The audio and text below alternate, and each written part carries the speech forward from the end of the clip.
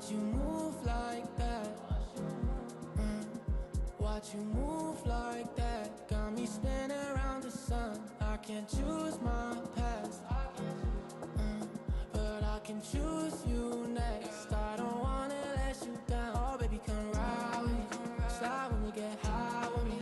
I love when you roll with me. Talk to us, no lies. This ain't no love song. If far from confessions, I feel your intention, and you by my side. Take my mind to another place. I feel your thunder, I feel your rain on my skin. When the sun down, show me way. Ways to follow intention, ways to unknown dimensions. Take my mind to another place. I feel your thunder, I feel your rain on my skin. When the sun down, show me way. Ways to follow intention, ways to unknown dimensions. Baby, why you move? Baby, why you move like that? Baby, how you do it like that? I just need you right here. Maybe it's the moonlight, yeah. Do it right, yeah. I can't see the skies falling, but we don't talk a lot. Love is cold, whatever you got, I want some. Baby, how you move? Baby, how you move like that? Losing my cool right here. I just like you like that. Baby, how you move like that? How you move like don't feel this often. Maybe I lost it. Feel like I'm falling. Where will we go? Take my mind to another place. Take my mind away. I feel your thunder, I feel your rain on my skin. When the sun down, show me way. Ways to follow intention, ways to unknown dimensions. Take my mind to another place. I feel your thunder, I feel your rain on my skin.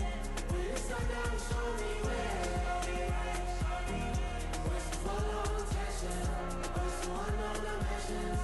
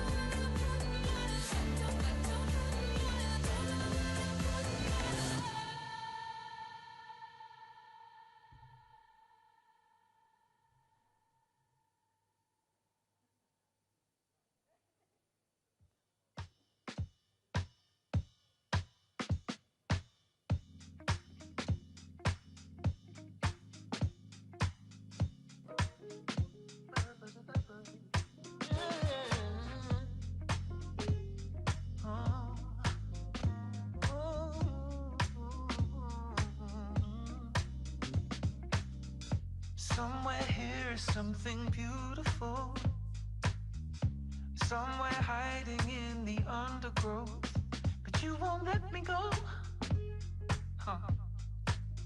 You won't let me go. See the smoke from the wildfires, feel that burning heat from your desires, and you won't let me go. No, baby, you won't let me go. If you want some of my love, but you don't know. If you feel something, I'm ready, I'm steady, let me know. So you dance me to the edge of fear, only to pull away when I get near. Oh yeah. Close your eyes, pretend the flames ain't real, 'cause you're scared to death of just how good it could make you feel. And find out if there's something here for us before this thing we're building burns to dust. You want some of my love, but you don't know. If you feel something, I'm ready, I'm steady. If you want some of my love, but you don't know. If you feel something, I'm ready, I'm steady.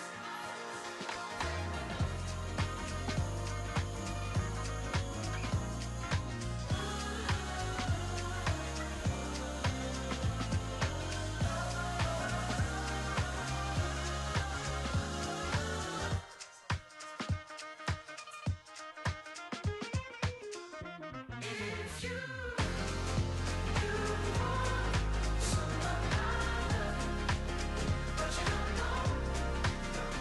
If you feel something, I'm ready, I'm steady. If you want some of my love, but you don't know. If you feel something, I'm ready, I'm steady.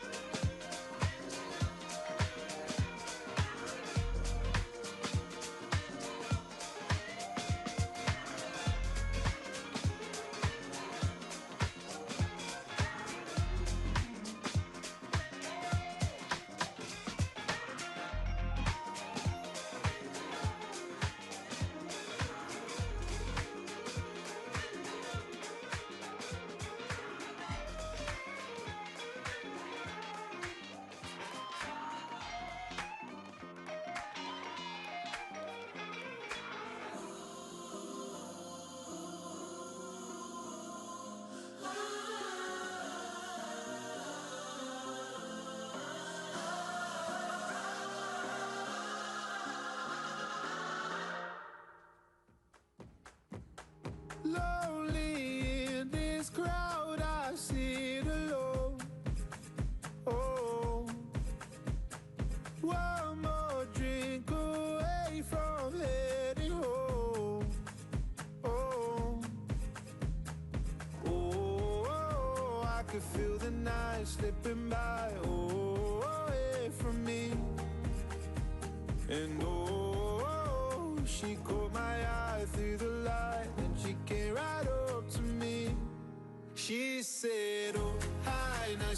you tonight. Maybe we could go dance, get up off our feet. She said this life ain't forever. One song here together, then let's play it on repeat. We could dance all night. We could dance till the morning light. Let's forget about our worries and the wild world outside. She said, oh, hi, nice to meet you tonight. Maybe we could go dance, get up off our feet. We could dance all night. She took my hand and led me through the dark. Oh, she said, feel the beat, forget our broken heart. Oh, and oh, I can feel the night slipping by. Oh, away from me. And oh, I saw the light in her eyes. Glad she came right up to me.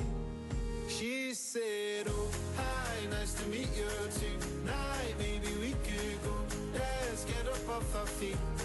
She said this life ain't forever. One song here together, then let's play it on repeat.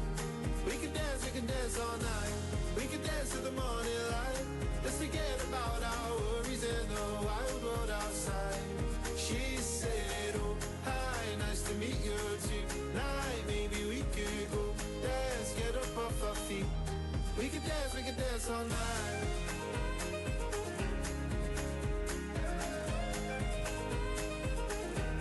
We can dance all night.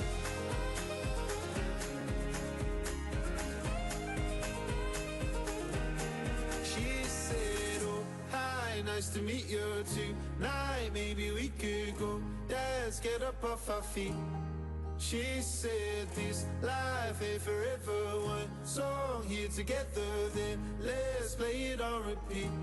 We could dance all night.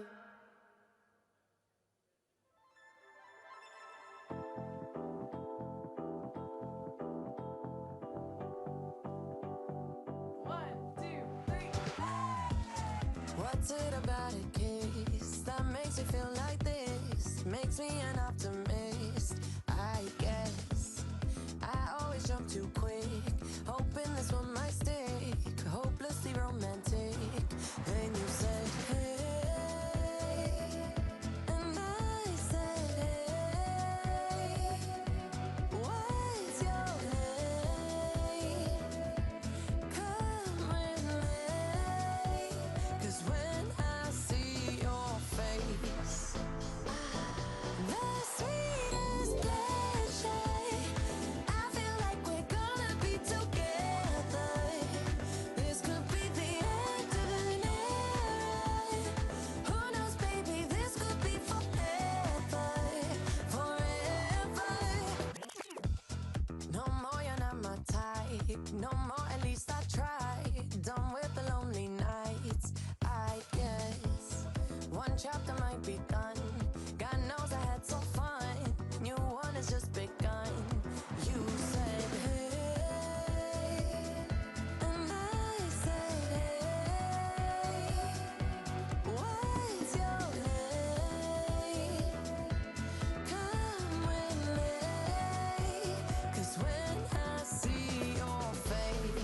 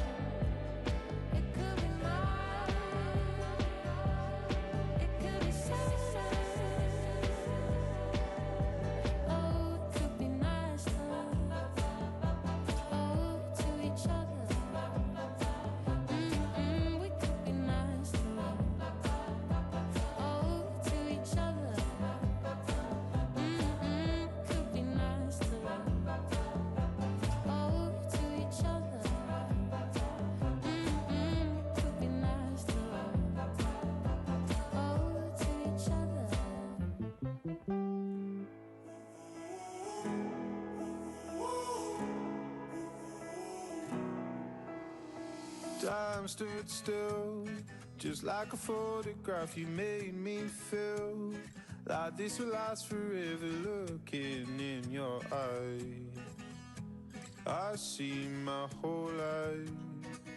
Oh, they say you know it when you know it, and I know. Oh, promise that you hold me close, don't let me go.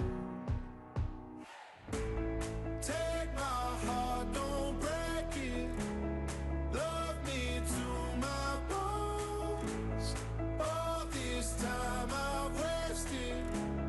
You were right there all along. You and I start gazing, intertwining souls. We were never strangers.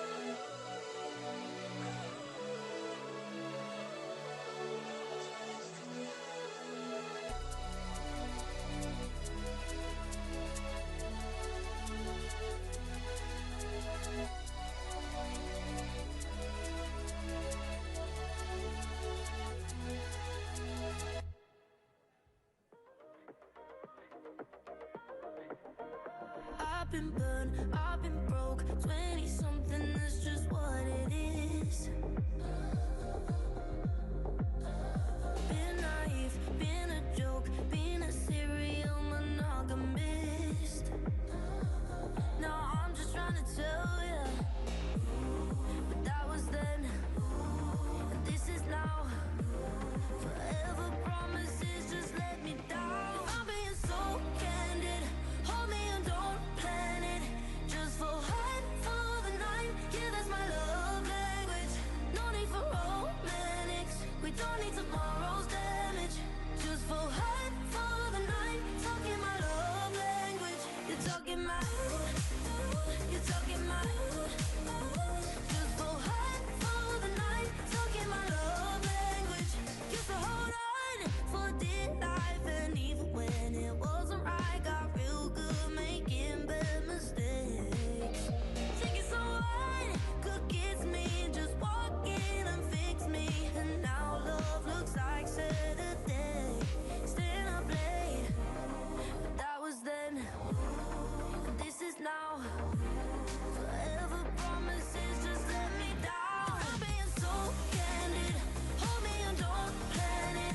Just for head for the night, yeah, that's my love language. No need for romantics, we don't need tomorrow's damage. Just for head for the night, talking my love language. You're talking my, you're talking my. Just for head for the night, talking my love language. You're talking my, you're talking my, talking my love language. My love language. If you pull me in close, I can follow your clothes. If you wanna go talk, then you better make sure it's uncommittal. Uncommittal. Is it really that wrong? Waking up and I'm gone. That's not leading you on. Told you all that I want is plain and simple. Plain and simple. If I'm being so candid, hold me and don't plan it. Just for head for the night, yeah, that's my love language. No need for romantics, we don't need tomorrow's damage. Just for head for the night, talking my love language. You're talking my, you're talking my.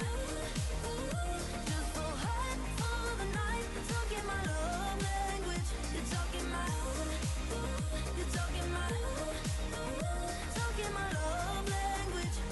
My love language.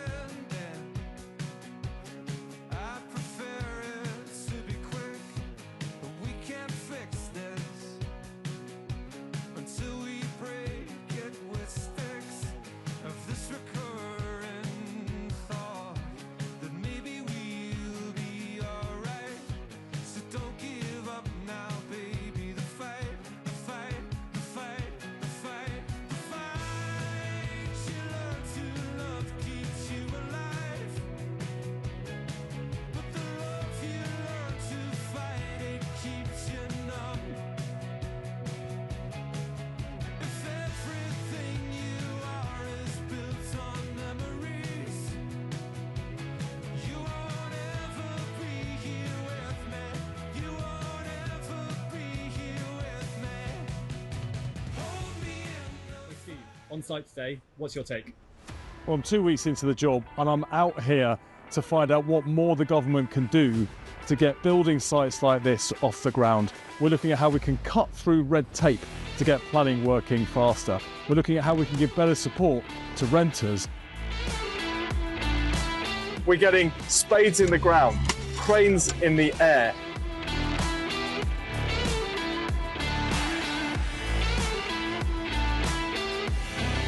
We'll work with local government so we can get building faster, and we want to get the key to a decent home into the hands of people in this country who desperately need it, with more homes like these.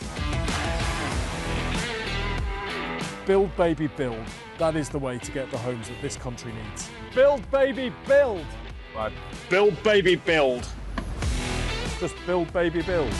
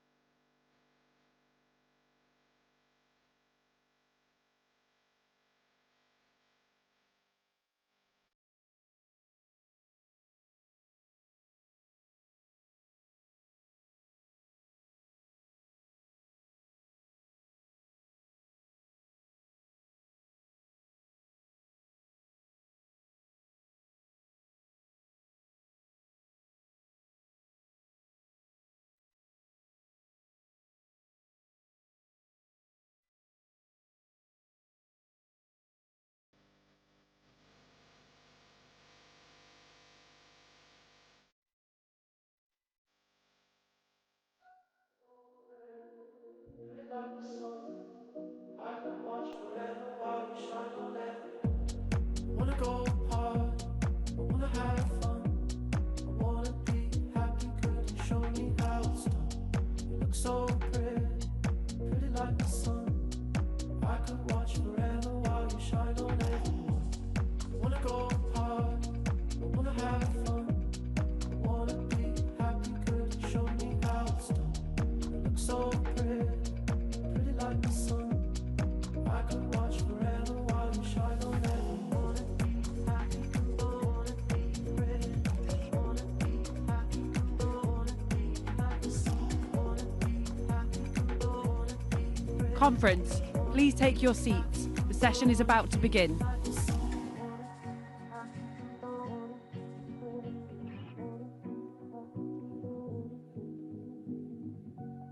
want a better body, I want better skin. I wanna be perfect like all your other friends. You look so pretty like the wind. Every time you touch me, I feel adrenaline. I wanna go hard, I wanna have fun, I wanna be happy. Could you show me how to start? You look so pretty like the sun. I could watch forever while you shine on everyone.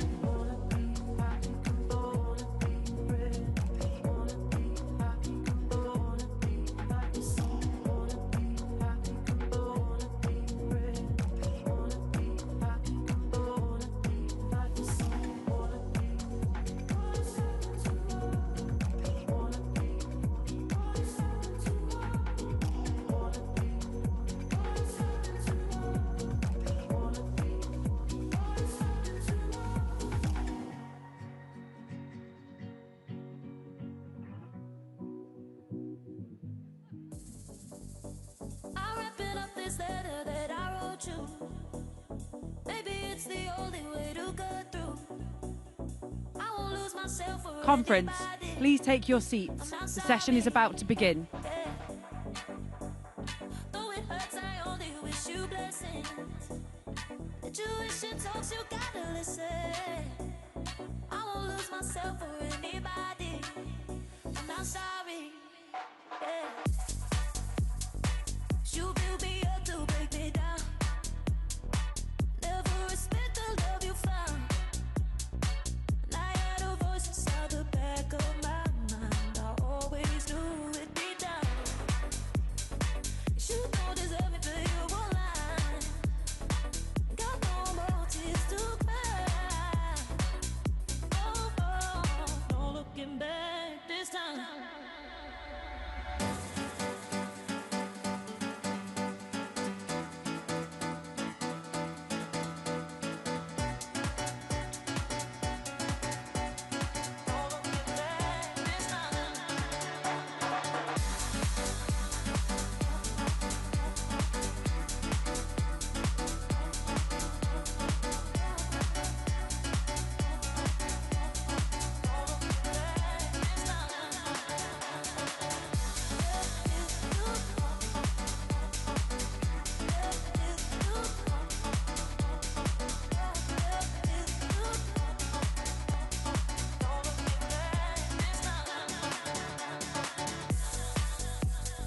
Running from the truth was getting reckless.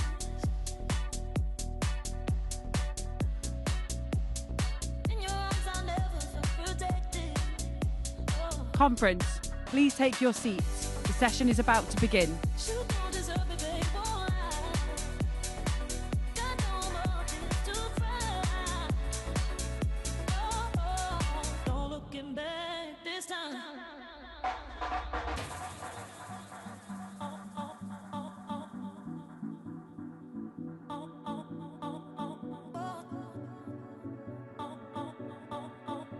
looking back this time.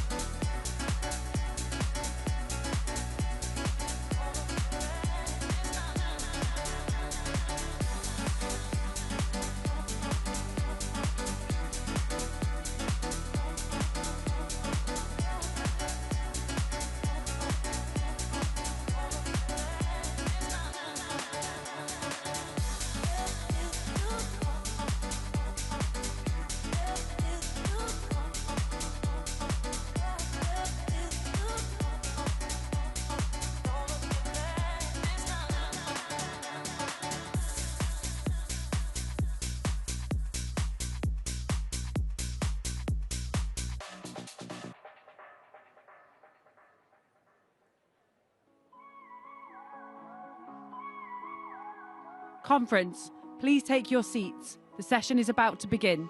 Sunshine on my mind. Got love, but we ain't got time, no. Conference, please welcome Peter Wheeler and the Platform Party.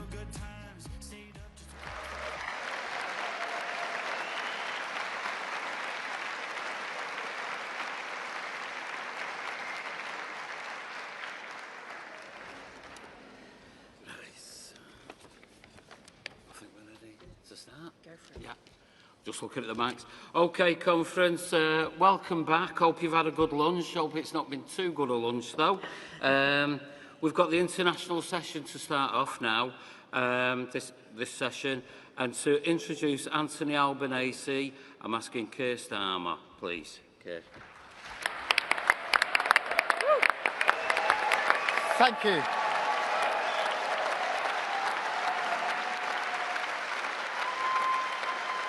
Thank you, conference. Thank you.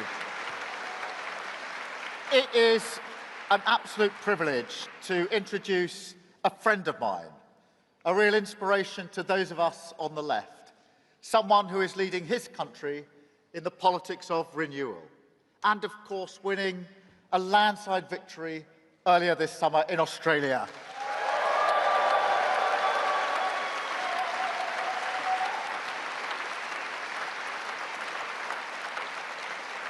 Now, Albo and I have known each other a long time. We've met in many places around the world. We were in Canada early this year together at the G7, and we decided to brave a walk around the forest when there was rumours of some bear lurking around. But Albo, it was really great to see you there. And this week, it's been a particular pleasure to welcome Albo to our country at the Global Progressives Conference on Friday as a key partner in standing up to the divisive politics of the right, taking the fight for the soul of our countries to those who peddle grievance, armed with our shared values and our determination to deliver change. And then later on Friday to my home in Downing Street, where Albo came armed with cans of Albo beer. I kid you not. And now here in Liverpool as part of our family, our sister party, a fellow member of this great movement. I am delighted because our two nations don't just share history and values, a monarch, and even a language, but Albo and I are actively working together to make our world more secure and to improve the lives of people in our countries.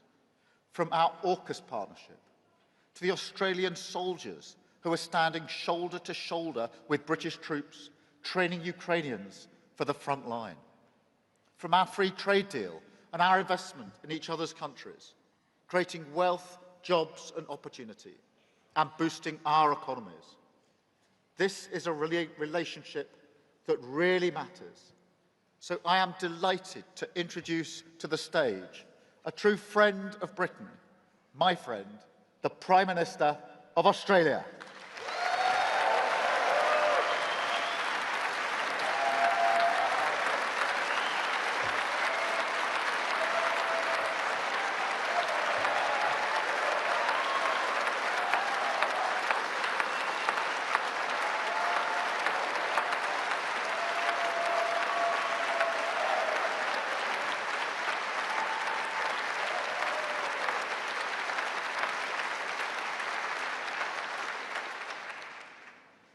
Well, thank you so much for that very warm Labor Party welcome. Here in Liverpool, we're 10,000 miles from where I joined the Labor Party, a long and winding road. Got that in early.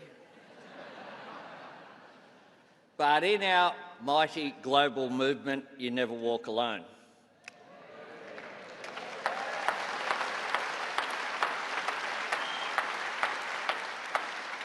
And just for balance, a shout out to all the evidence supporters out there as well. And thank you to my friend Keir for the Arsenal jumper. Yes, look after it. Look after it. Number 31 on the back that I received on Friday. Thank you to my mate and your leader, Prime Minister Keir Starmer.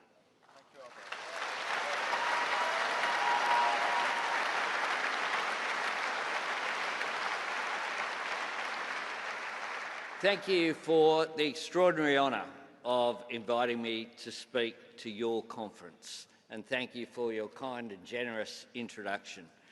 Keir and I got to know each other pretty well during our time as leaders of the opposition, back when we thought that was the toughest job in politics. In opposition, I was always grateful for the chance to share ideas and compare notes. In government, I value the opportunities we have to work together and get results.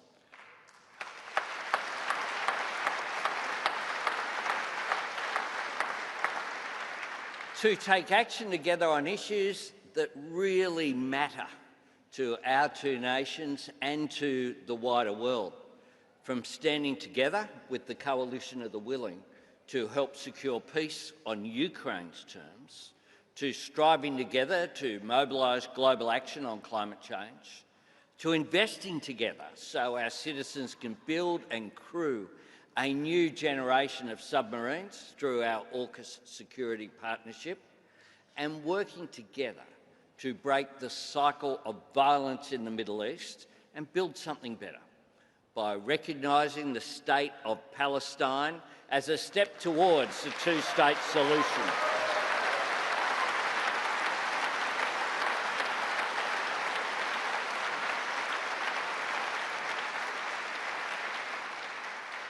We want to see and we understand that is so essential for Israelis and Palestinians to be able to live in lasting and secure peace.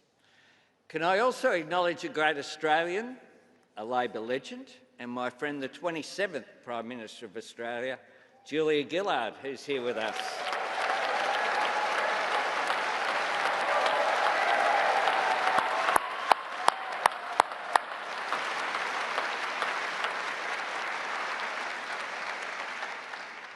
Friends, none of us who join the Labor movement, whether in Australia or here in the UK, do so in search of an easy life.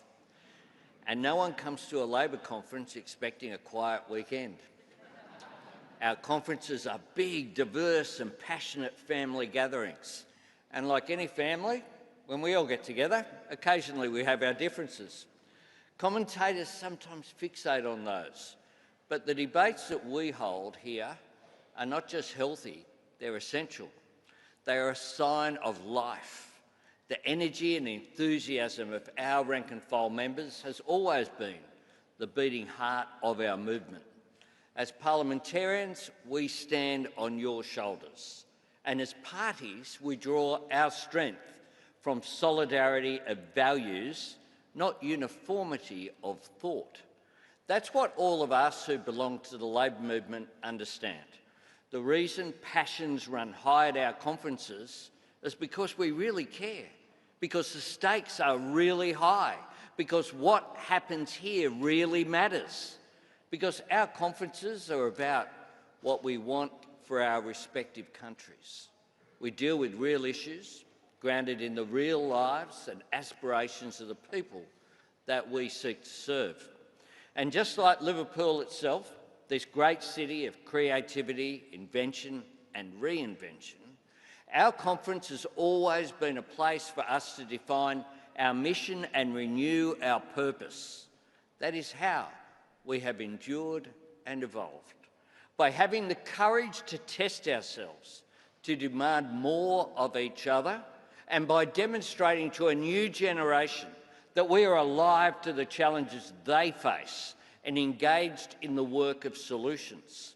That's what both our nations did after the Second World War, when Clement Attlee and Ben Chifley and their Labor governments worked to build societies worthy of those who fought to defend the world from fascism and tyranny, by opening the doors of opportunity through education, by creating secure, well-paid jobs in manufacturing, by treating housing as not only the need but the right of every citizen, by making medicine affordable for all through Australia's world-leading pharmaceutical benefits scheme, and with the launch of that great pioneering endeavour in universal healthcare, the National Health Service. A promise that still binds, defines and drives both our Labor governments, that no matter where you live or how much you earn, you should be able to access and afford the healthcare you need.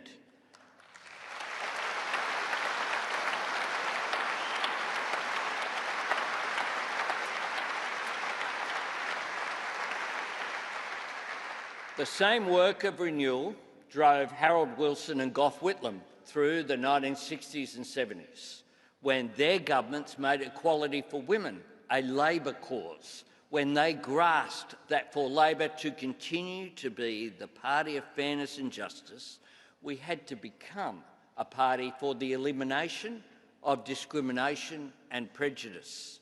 Just as in the 1980s and 90s, Bob Hawke and Paul Keating passed the torch to Tony Blair and Gordon Brown, where in both our countries, Labor was able to remain the party of compassion and opportunity by embracing our role as the party of openness, aspiration and prosperity. In the pages of the history books, and with the benefit of hindsight, All that seems like a natural progression, but we know different. We know every generation encountered resistance. We know every generation had to overcome sceptics and cynics. And we know that every Labor generation understood that to fulfil their purpose, achieve their goals, give life to their values, and keep faith with the people and movement they served, they had to be in government.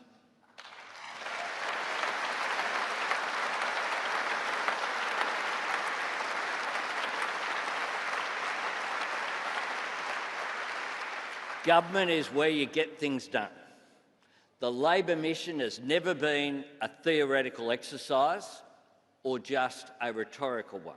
Our work is measured in deeds, and it depends on delivery, on change our citizens can see, tangible, practical outcomes that make a positive difference to people's lives. This is where all of you here in the UK had the most valuable resource for any Labor government, the asset every progressive leader in every positive and ambitious government wishes they had more of: time.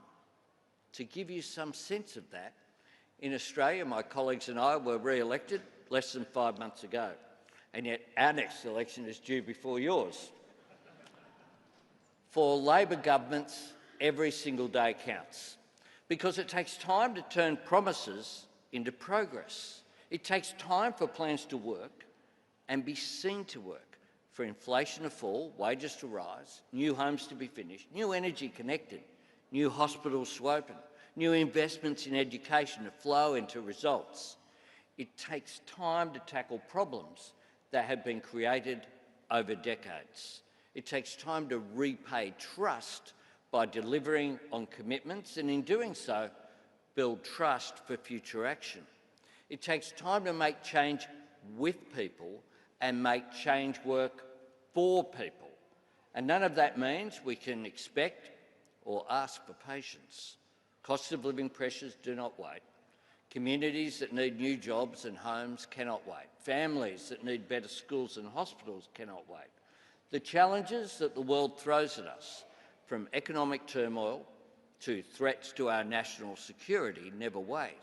And the action that we need to take on climate change, the work we need to do to seize the jobs and opportunities of clean energy, that cannot wait. So while governments always need to be able to tell the difference between what's urgent and what's important, in the end, we have to do both. To take immediate action in a way that anticipates and creates future opportunities, to navigate stormy seas while always keeping our eyes on the horizon, and to bring both optimism and urgency to the work of delivery, to acknowledge the pressures that people are under, explain the causes and take action to help, to make it clear that while we cannot always predict or control the challenges we will face, we can determine how we will respond. In Australia, our election came against the backdrop of the worst global inflation since the 1980s and the biggest international energy crisis since the 1970s. And there was no quick fix, no easy answer. These same circumstances had brought about the defeat of incumbents around the world, and had some predicting that our first-term Labor government would be defeated or reduced to minority. But one of the reasons we won re-election, and indeed were able to increase our majority, is because in difficult times we offered people real hope.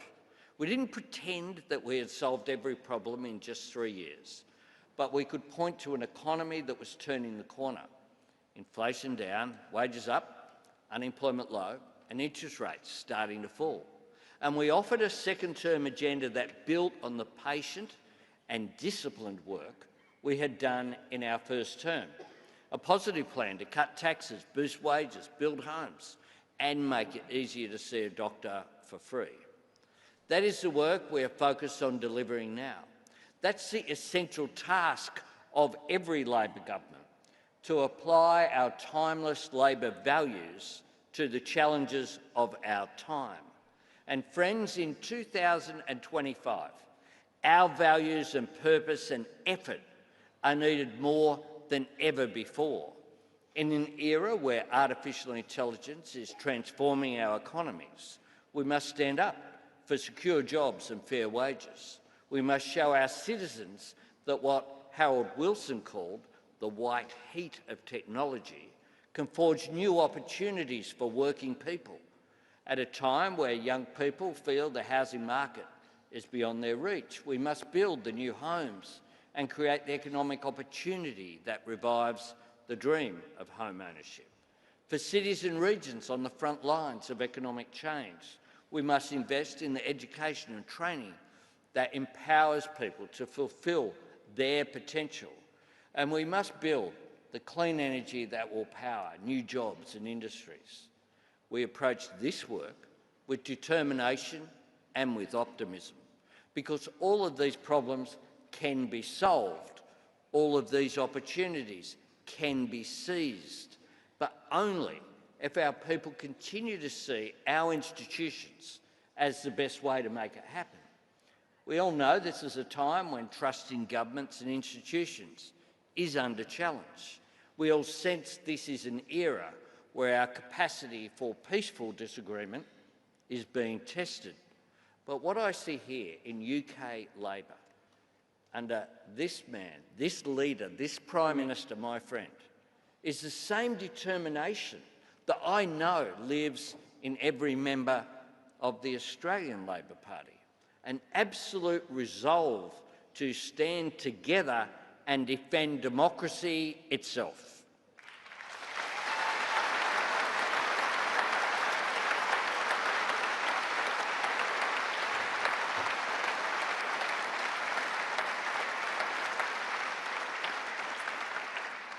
Friends, this is where one of the oldest choices that both our parties made remains one of the most important.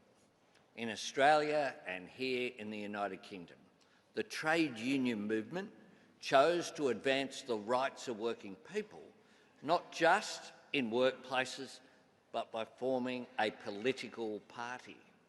In Australia and the UK, Labor, as a movement, chose democracy. We chose Parliament and progress over protest. We chose to be both a movement for change and a party of government. We chose to make ourselves part of a system where our political fortunes rise and fall on the power of ideas and the judgment of our citizens. We set ourselves the task of winning people's trust and proving worthy of it. And make no mistake, when we chose democracy, we chose the hard road, because building to last takes time. Delivering change is more difficult than just demanding it. Working within the system is tougher than railing against it. And creating solutions requires more of us than just shouting slogans. In a democracy, being a party of government means grappling with uncertainty and complexity.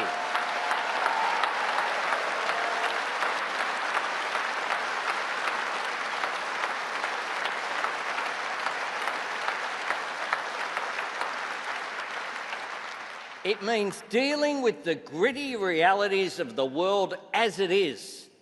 And it means making, and yes, owning, tough decisions in the national interest, being honest with people about the scale of the challenges facing us and the time and effort required to meet them.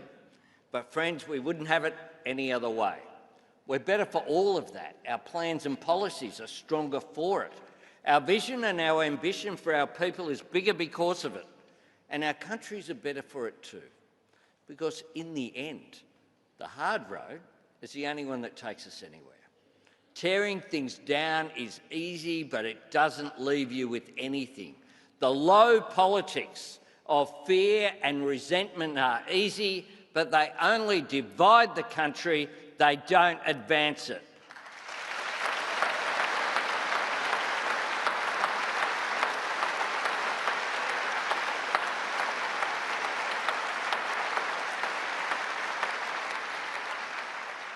But things worth doing are hard, and things worth doing are worth fighting for. Friends, democracy was a defining choice that both our parties made. I want to finish with an old truth that both our movements know, a message that the men and women of the trade union movement carried on their banners more than a century ago. Unity of Labour is the hope of the world. That has always been Labour at our best. Unity of party and unity of purpose. A movement that looks out to the world with hope for the future and works together to make it better. Unity of Labour reflects the power of solidarity to drive change, and it reflects the responsibility of Labour to promote unity, to foster cooperation and understanding in the world, and to build cohesion, respect and harmony at home. We do that by embracing patriotism as a truly progressive cause, by demonstrating that our love of country is what drives us to serve it, and also to change it for the better, by encouraging pride in everything that sets our nations apart from the world, by building faith in everything that brings us together, and by making it clear that the strength and power of the symbols that unite us lies in the faith that they belong to all of our citizens, not just some. Because in both our nations,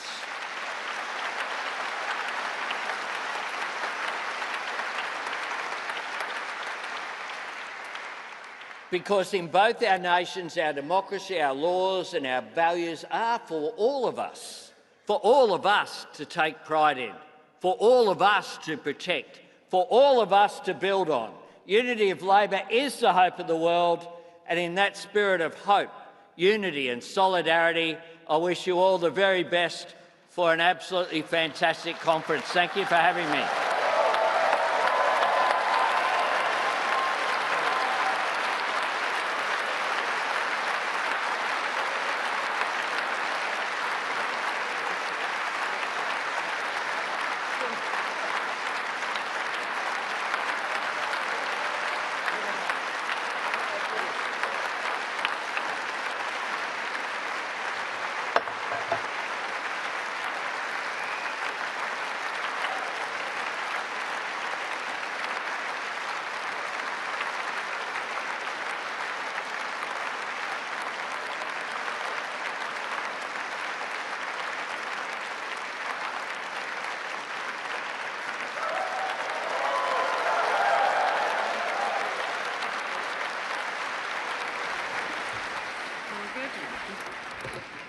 Let everybody take the seats.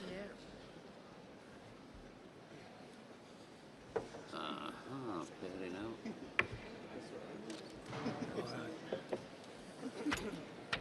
Okay, everybody, I'll just let everybody get settled and then we'll get started again. Settling could take a while.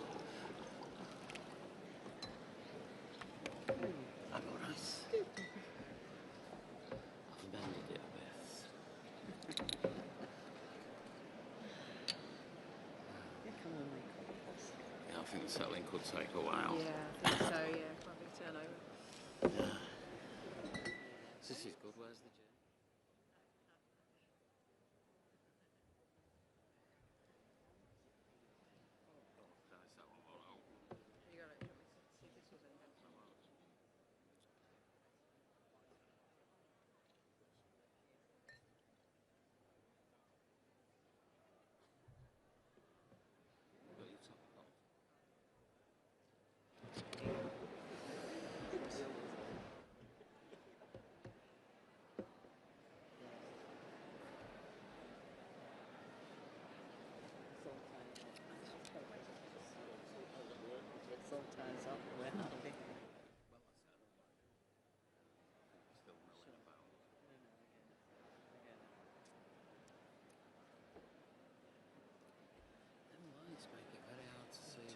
Too much talking, I think. Yeah, I'm going to mention that. Yeah.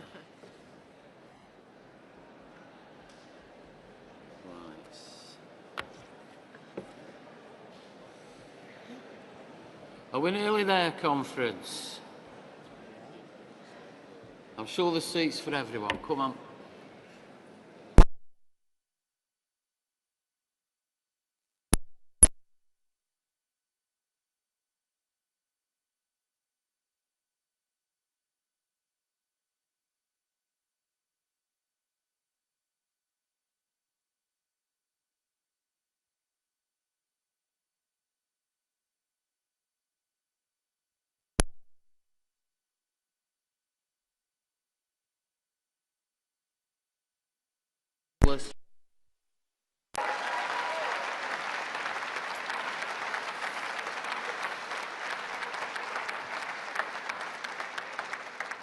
Conference, it is an honour to address you as Labour's Secretary of State for Scotland.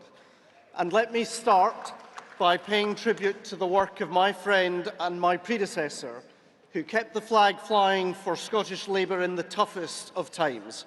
So, Ian, thank you for the work that you've done and the service you have given our party.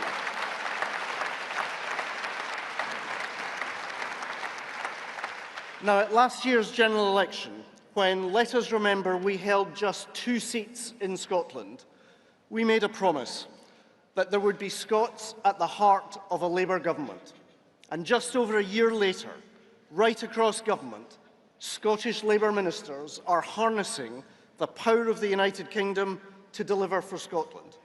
Not just Ian's work on the creative industries at the Department of Culture, Media and Sport, but Kirsty McNeil's work to deliver local regeneration from the Scotland office, Michael Shanks and Martin McCluskey's work to deliver good jobs and clean energy from the Department of Energy, Blair McDougall's work to deliver our modern industrial strategy, and Zubair Ahmed's work at the Department of Health, proving that with a Labour government, waiting lists come down. We pledged, conference, that a vote for Scottish Labour wasn't just a vote to send a message, it was a vote to send a government. A promise made, conference, a promise delivered. Now, we all understand that across Scotland and indeed across the whole of the United Kingdom, that people are still suffering. Too many people feel ignored and forgotten, and there is still so much to do. We hear you. We get it. But the simple truth is this: no government, however determined, could undo all the damage of 14 years in just 14 months. So I want to assure you today that the work of change in Scotland is now underway. And the difference that we're making as a Labour government inspired by Labour values is both meaningful and measurable. Our Labour government has already raised the minimum wage and delivered a pay rise for 200,000 of the lowest paid workers in Scotland. We've delivered a £10 billion frigate deal that will secure 2,000 well-paid unionised jobs and so guaranteed the future of shipbuilding on the Clyde. We've delivered the largest budget settlement for Scotland in the history of devolution, burying Tory austerity once and for all. And conference, thanks to the campaigning efforts of our Scottish Labour MPs, last week a Labour-led Scotland office delivered direct funding of almost £300 million for regeneration to communities across Scotland, from the inner cities to the outer isles. So why, with the UK government now delivering record levels of investment to Scotland, do our communities feel that their public services are worse and not better? The facts don't lie. 20 years of the SNP running Scotland has taken our nation backwards on education, on health, on housing, on ferries, and backwards on pretty much everything for which they are responsible. That's why their election strategy seems to be, we've made a mess of everything we're responsible for, so let's talk about anything other than how we're running Scotland, like independence, or Nigel Farage, or independence, or Donald Trump, or independence, or pretty much anything other than the present state of Scotland. Never has so much political capital been accumulated by one political party to so little effect. 20 years of salmon, sturgeon and swinny, and there is so little to show for it. Can you really claim to be stronger for Scotland when you've weakened our public services and stagnated in government? Jackie Baillie put it best. The truth is, if John Swinney knew how to fix the challenges Scotland faces, he'd have done it by now. But conference, if the SNP won't talk about their record, then we surely will. In our hospitals, 1 in 6 of us are on waiting lists in Scotland. 100,000 Scots waiting in preventable pain for more than a year. In our schools, a sorry record of rising violence and falling standards. A housing crisis that continues to worsen, an economy held back. The majority of the Scottish public already know that the SNP are bad enough that they deserve to lose. So our challenge over the coming months is to convince the majority that we're good enough that we deserve to win. Together, from now until next May, we will make the case that a different and better future for our nation is possible. The SNP as a nationalist party is dedicated to making Scotland independent. Everyone understands that. But the harsh truth is that if you wake up every morning thinking, what can I do today to move Scotland closer towards independence? That means you start the day focused on difference, on division, and on grievance. And in today's world of political, economic, and technological tumult, that approach is just letting Scotland down. Now is the time to focus on building and not breaking, on cooperating, not on conflict, on working together and not pulling apart. We need and deserve in Scotland a First Minister committed to solidarity and not separation, to ensure that Scotland's aspirations are backed by the full strength of the United Kingdom. That is why the next First Minister has to be someone who will put the people of Scotland first, before constitutional obsession, or party advantage, or populist politics. Someone who will have both the ideas and, frankly, the energy. Someone willing to tackle the failure and complacency and be the person who wakes up every morning thinking, what can I do today to make Scotland's public services fit for the people of Scotland? And who can I work with today to make that happen faster? My friend, our leader, Anas Sarwar, has dedicated his life to public service. From working as an NHS dentist in Paisley, to calling out racism and speaking up for the marginalised, to delivering 37 Scottish Labour MPs, and most recently delivering victory in Hamilton, Larkhall, Stonehouse, and yes, in Barrhead. Anas Sarwar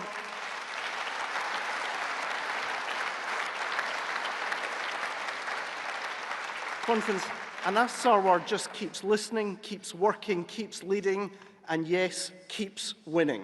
Conference, let me ask you to show your appreciation for our Scottish Labour leader, the man I believe, with your support, will be Scotland's next First Minister, Anas Sarwar.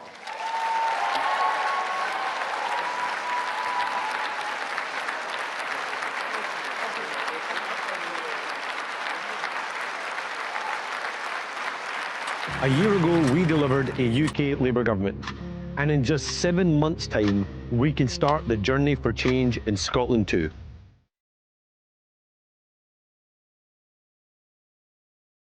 And that election is a choice.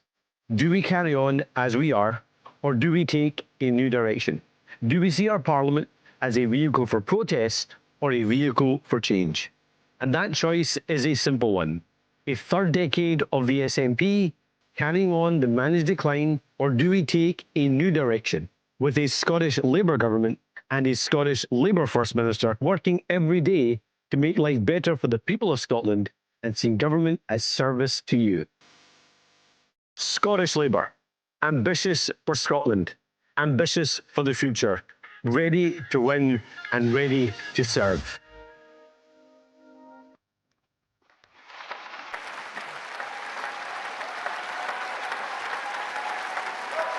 Conference, thank you. Conference, thank you. It's an honour to be with you here in Liverpool today, and it's fantastic to be introduced by our new Secretary of State for Scotland, Douglas Alexander. Douglas, as Secretary of State and as co-chair of our Scottish election campaign, alongside the brilliant Jackie Bailey, I know, yeah, big cheer for Jackie. I know you will bring your passion, intellect and energy to help deliver another historic election victory in Scotland next year. And Douglas, you are carrying on the important work done by our dear friend Ian Murray. The Conference, Douglas and Ian are now just 2 out of 9 Scottish Labour MPs serving our great country as ministers, proving that Scotland is at the heart of our Labour government and that Scotland is the beating heart of Labour's future.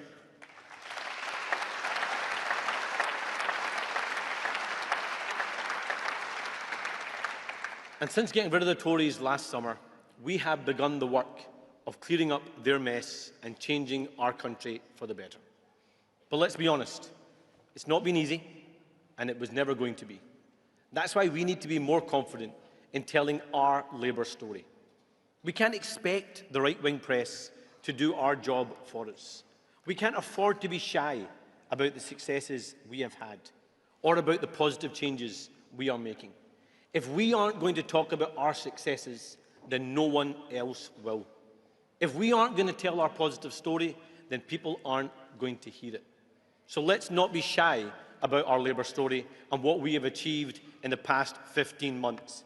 Our new deal for working people, the biggest upgrade to workers' rights in a generation, raising wages for over 3 million British workers, ending the scandal of fire and rehire, scrapping exploitative zero-hour contracts and improving rights for millions of workers. That's the difference we are making to so many lives. So let's not be shy about that.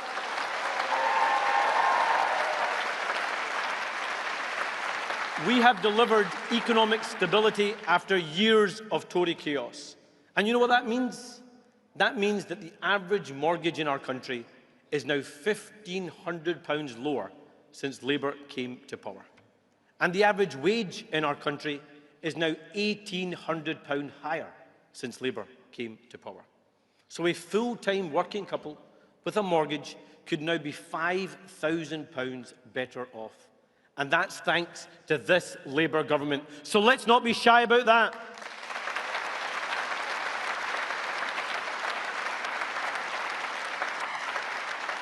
We have returned the United Kingdom to the top table in the world. We've led the way in calling for peace and security across the globe. We've stood by Ukraine in their struggle against Russian aggression. We have stood with our NATO allies in the defence of our European borders. We have called for a lasting peace and an end to the illegal occupation and the release of hostages in Israel and Palestine. And we have, at the UN General Assembly, finally recognised the state of Palestine, righting a historic wrong and ending almost a century-long injustice. So let's not be shy about that.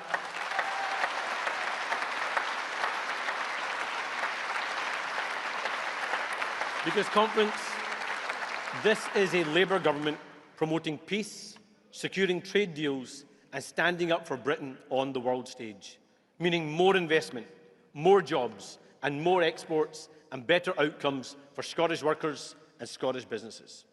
Trade deals with the EU, India and the US that will increase exports by billions of pounds, attract billions in investment and create tens of thousands of new, well-paid jobs. So let's not be shy about that.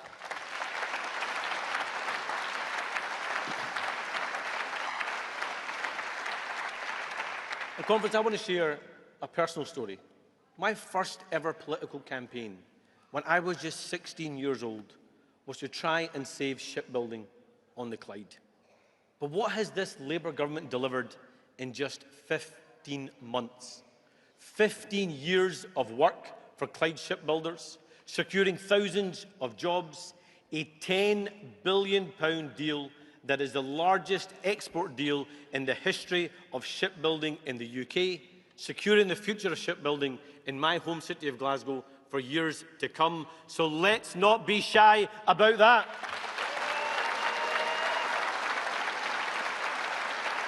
And after a decade and a half of Tory misrule, this UK Labour government has ended austerity once and for all. This is the difference that a Labour government is making. So let's not be shy about that. And none of this would have been possible if we hadn't got rid of the rotten Tories last year. A UK Labour government improving lives across the country. But, Conference, the truth is that we need to go further and shout louder about what we have done. Because the fact is, we are allowing our opponents to set the political weather too often. We are changing lives for the better, but we have to be more confident in telling our story. Confident in how we're improving lives for the better. Confident in how our Labour values reflect those of our great country. And confident about the UK's future. But the work of change is not being felt equally across the UK. Because in Scotland, we are being held back by a tired and out-of-touch SNP government. Let's look at the contrast. In England, under Labour, NHS waiting lists are falling. In Scotland, under the SNP, 1 in 6 Scots are on an NHS waiting list. Here, patients are being seen quicker, but not in Scotland. Do you know there are more people waiting over 2 years on an NHS waiting list in Glasgow alone than the whole of England combined? Here, schools are now recovering after a decade and a half of Tory misrule, while under the SNP, our schools are falling down the international league tables. Here, the Labour government is getting spades in the ground to build new homes, while in Scotland, the SNP are failing to deal with a national housing emergency. A UK Labour government is returning neighbourhood policing to local communities. But in Scotland, under the SNP, police numbers are cut and police stations are closing. So if you want to feel change in Scotland, change in the parts of government that touch you and your family every day, then we need to beat the SNP, replace the First Minister and have a new occupant in Bute House.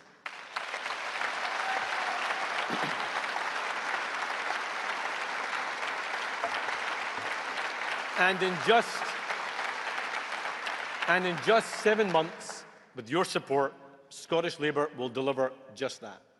Because Scotland can't afford another decade of SNP rule, opportunities squandered, potential wasted. A UK Labour government delivered record funding to Scotland that the SNP could have spent improving our NHS and our schools. Since the election, they have had an extra £5.2 billion to spend. £5.2 billion. But what have we got to show for it in Scotland? Where has the money gone? So what have they done with Labour's record budget settlement? 880,000 Scots on an NHS waiting list. 100,000 patients waiting for over a year for treatment. And record numbers are having to shell out and pay privately to get the care they need. Where has the money gone? Despite record funding, the reality is when Scots need our NHS, too often it's not there and they are let down. Because the brutal truth is that Scotland's NHS won't survive a third decade of John Swinney and this knackered and out-of-touch SNP government. Record funding from Labour for our NHS in Scotland, but where has the money gone? This is just characteristic of an SNP government that cannot be trusted with your money. Scots working hard and paying their taxes all their lives, but when they look at Scotland's public services, what do they see?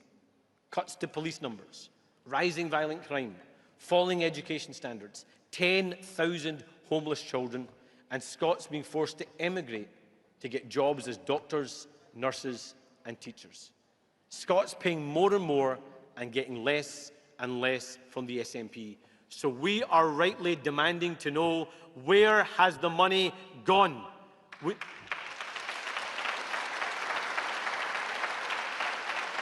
need to stop the SNP embezzling opportunities from Scots with their incompetence. And that's why there's a stark choice before Scotland in just 7 months.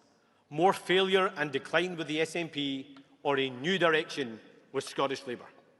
The choice is the past with John Swinney or the future. That is the simple and straight choice before the people of Scotland. And the need for change to unlock Scotland's potential could not be clearer. Scotland is a nation full of ambition, potential and opportunity. We have world-leading businesses, unique natural resources and global brands that command respect across the world. We are world leaders in renewable technology, home to cutting-edge scientific and tech institutions and several renowned research-intensive universities. Scotland has so much to offer, but the truth is we are being held back by an SNP government that looks for excuses, not solutions. But their time is running out. They are now the past, we are the future, and we have only 7 months to make that future a reality. And conference, we have defied the odds and proven the pollsters wrong before, and we will do it again. They said we couldn't win in Scotland last year. We did. They said we couldn't win in the Hamilton by-election. We did. And we are going to do the same again next year. And let me say something about that by-election in Hamilton, Larkhall and Stonehouse, because it's a good preview of the election. The gutter politics and bile of reform and the cheap and cynical politics of the SNP, while we as Scottish Labour were relentlessly focused on the issues that matter. In Hamilton, reform attempted to set community against community and even cast doubt on my identity. The truth is, Farage probably didn't even know where Hamilton was. He probably thought it was a show in the West End of London. So I say to Nigel, Scotland is my home. I am working day and night to change my country for the better. My story is Scotland's story, whereas you are a pathetic, poisonous little man that doesn't care about Scotland, doesn't understand Scotland, and Scotland will utterly reject you.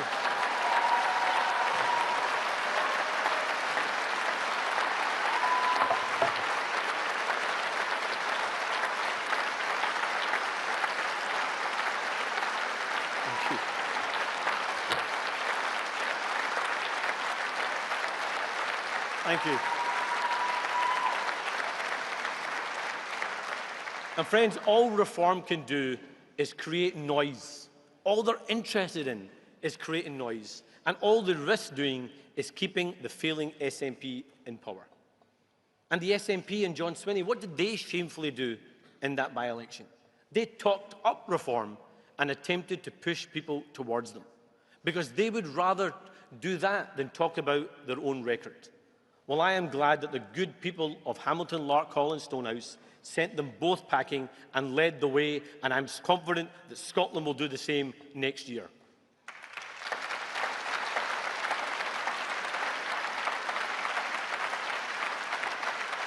And that success in Hamilton was down to so many of you in this room, the Labour family coming together to once again deliver change. So, conference, it's now on us to do that once again, to prove that the Scottish Labour Party are the only party that can deliver the new direction Scotland needs. It's on us to show that we are ambitious for Scotland and ambitious about our future. Because the truth is that Scotland's potential is limitless. Our ambition of our people is unlimited, but it's being held back. The entrepreneur wanting to expand their business being held back by punishing business rates. The worker struggling to earn because they're stuck on an NHS waiting list. And the family saving to buy a home but who've been simply priced out of the market. That's whose side we are on. And we are ready to deliver the new direction they need. So we will take on the noisy minority and deliver for the hard-working majority. We will fix our NHS, clear the backlogs, return to the family doctor and end the ATM rush for a GP. We will improve our schools and close the opportunity gap. We will support our high streets and grow our economy, and we will bring back community policing and deliver safer streets, and we will end the waste and respect your money. Scottish Labour, ambitious for Scotland, ambitious for the future, new ideas, new thinking, new leadership for Scotland. That's what we'll deliver together. Thank you. Thank you.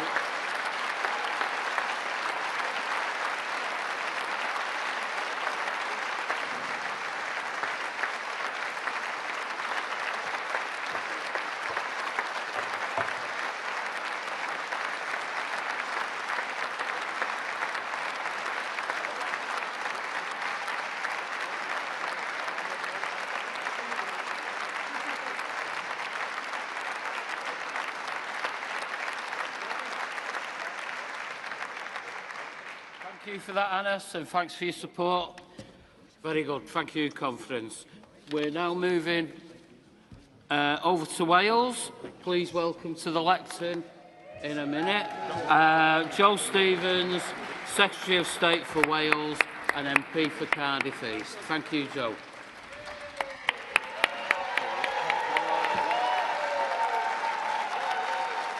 Thank you.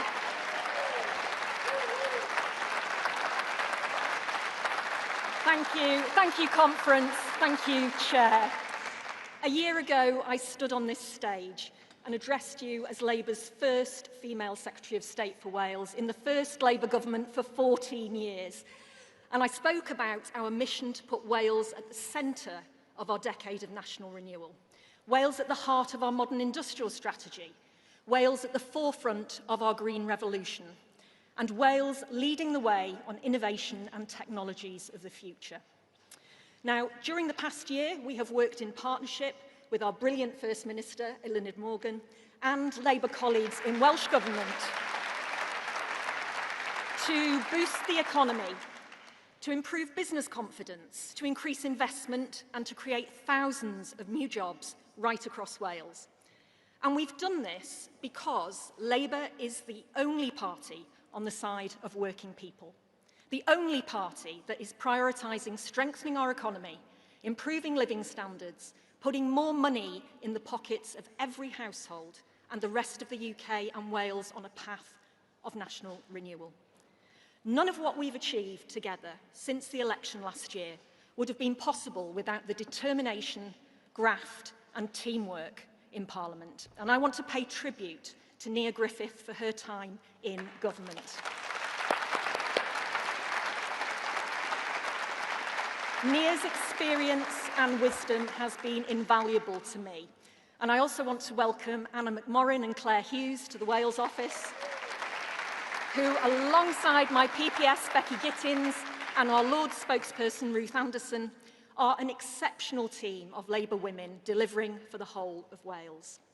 But a special and huge thank you to our 27 Welsh Labour MPs, whose tireless campaigning and advocacy for their constituents drives us on every day to go further and faster on the road of national renewal. And as always, I want to recognise the grit, the determination, the leadership and the friendship provided by our First Minister and Welsh Labour leader, Eluned Morgan.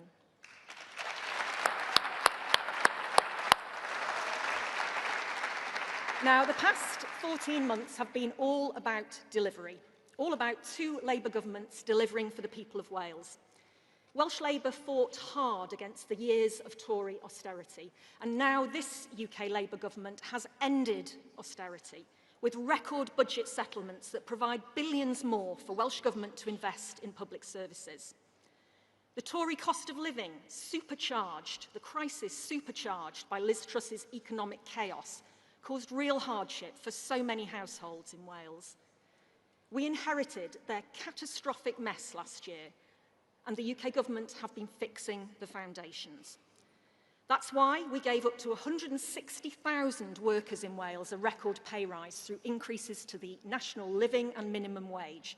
It's why the UK and Welsh Labour governments have together started employment schemes in Denbighshire, Neath Port Talbot and Blaenau Gwent to help people back into work, to put money into pockets and to help raise standards of living for those in our communities that need the most help. It's why we've invested over £500 million to secure the future of steelmaking in South Wales, to help steel workers, supply chain businesses and their workers through the transition, but also to support local businesses to find new opportunities to expand and create new jobs. It's why we've established free ports and investment zones in every corner of Wales, driving billions of pounds in direct new investment in advanced manufacturing, floating offshore wind and much, much more, creating new jobs near to where people live in sustainable industries for now and for generations to come.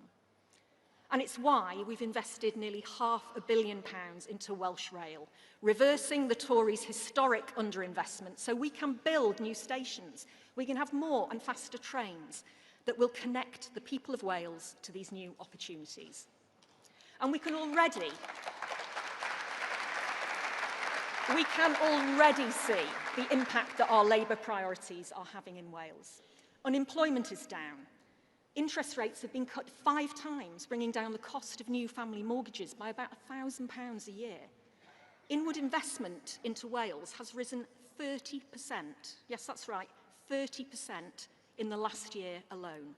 And real terms wages are consistently rising faster than inflation. But conference, I have to give you this big warning.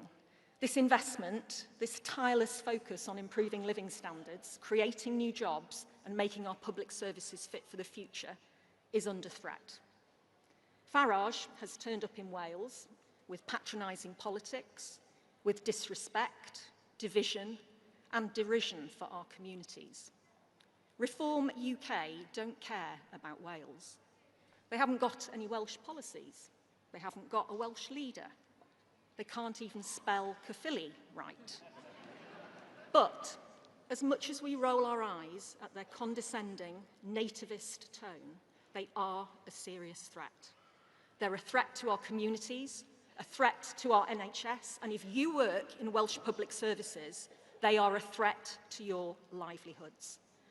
And the other nationalist bedfellows, Plaid Cymru, demonstrate every day how they're not a serious party and cannot be trusted with the levers of government.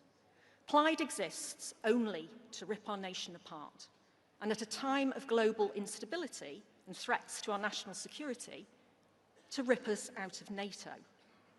Constitutional obsessions backed by fantasy economics, more unfunded spending commitments than a Liz Truss mini-budget. How much would Plaid's disastrous plan for independence cost? Well, conference, I can tell you, because the UK government analysis has found that Plaid's plan for independence would cost Wales over £21 billion each and every year just to maintain the same level of services we have today. That's more than £11,000 for every working-age adult in tax rises and austerity cuts every single year. Now, if Plaid really want to be taken seriously, they need to be honest and confirm whether they're going to tax Welsh families into poverty or cut public services to the bone. Labour has ended austerity in Wales, so don't let Reform or Plaid impose it on Wales again.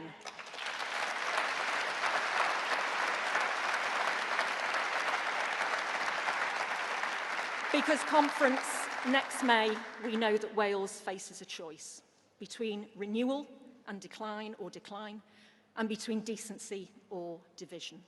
And together as Labour governments, we are setting out the path of renewal towards a fairer, more prosperous Wales, proud of our history and in control of our future. At the moment, the world is and feels uncertain. Global instability is having an impact not just on our safety, but on the cost of our energy, the cost of everyday purchases. And that is why this Labour government has taken the necessary action to prioritise our national security, living costs and people's livelihoods. And our Labour Prime Minister, Keir Starmer, has restored the UK's reputation on the world stage. He's delivered trade deals that will lower food costs, reduce burdens on businesses and create jobs. He's invested in our safety and our security. Keir has set the example of strong leadership. Leadership that, unlike Reform or Plaid, demonstrates that this Labour government will never play politics with people's lives. And nothing demonstrates the choice Wales faces next year more clearly than the steps this Labour government have taken in just the last 3 weeks. So, whilst Reform MPs are absent from Parliament, they only turn up really to vote against workers' rights, they're out there apologising for Putin, undermining our country, our businesses and our people to our global partners. Meanwhile, I've been in Caerphilly launching Wales's defence growth deal that will strengthen our armed forces and create new high-skilled jobs in Wales's defence sector.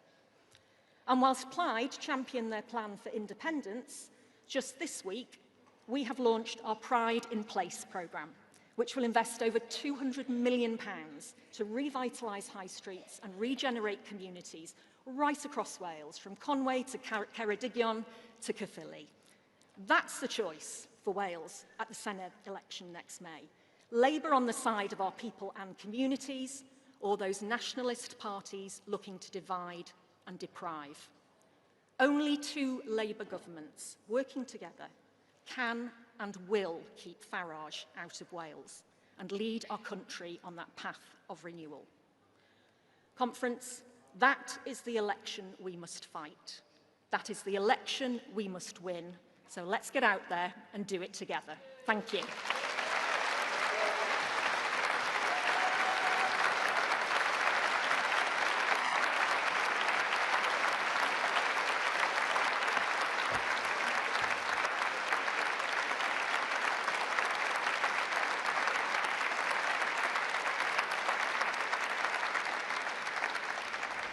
Thanks for that, Joe. Very inspiring.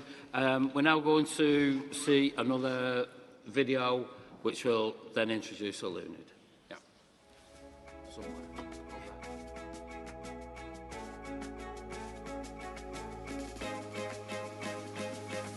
With the people of Wales behind us, we will win and build a better future.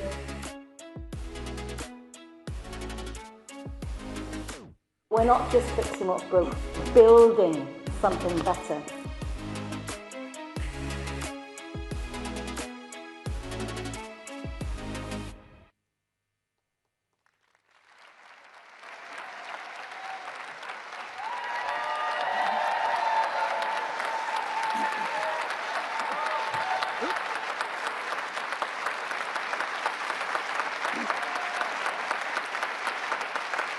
That's all right, sit down, sit down. Well, diolch yn fawr, shwmai. Shwmai, that's how we greet each other in Wales. So let's try that again, shwmai. Excellent, diolch yn fawr. I'm Eluned Morgan. If you haven't seen much of me before, get ready, because you're about to see a lot more of me, because we've got one hell of a fight on our hands in the run-up to May's Senedd election. And make no mistake, we are in this together, right across the UK. All of us on the front line, fighting for everything we believe in, everything we've built together. Now, literally, the story of Wales is entwined with the story of Labour. From the coalfields that gave us Bevan and the valleys that raised Kinnock. For more than a century, Labour has been the voice of our nation. Wales built us as a party, and in return, we built Wales.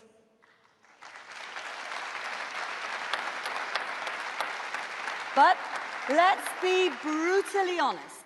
The polls are not looking good. People are angry. They're disillusioned.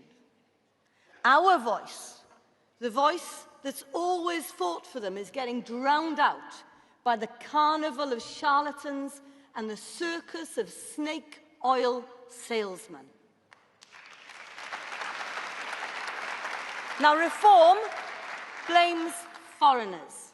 Plaid blame Westminster. Divisive nationalism in different forms. Different poison, same bottle. All with answers that sound brilliant. until you ask, how? They can't tell you, but I can.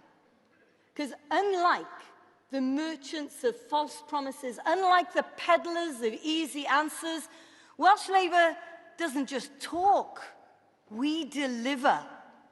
Using the powers of devolution to build a nation that doesn't just reflect our values, but fights for them every single day through what we call the Red Welsh Way.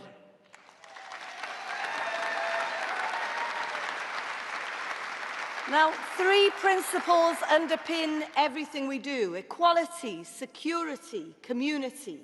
We're the only part of the UK with a social partnership enshrined in law, the only one protecting future generations in law, the only nation giving every primary school child a free school meal, and the only government to stop profiteering in children's care homes, giving free prescriptions for all, free bus passes for older people, and the only government guaranteeing the real living wage for care workers. That, my friends, is socialism in action.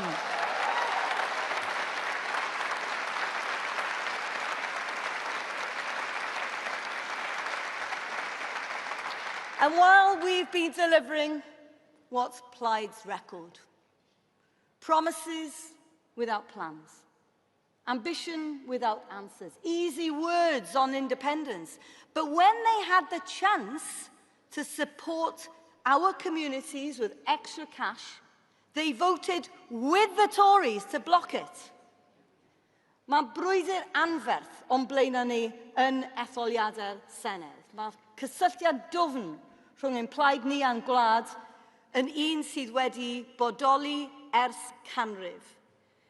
Mae newid bywydau yn rhan o beth yn unig, ac mae hwn i gyd o dan fygythiad os na fyddwn ni yn ennill y flwyddyn nesaf. You can give me a clap for that bit.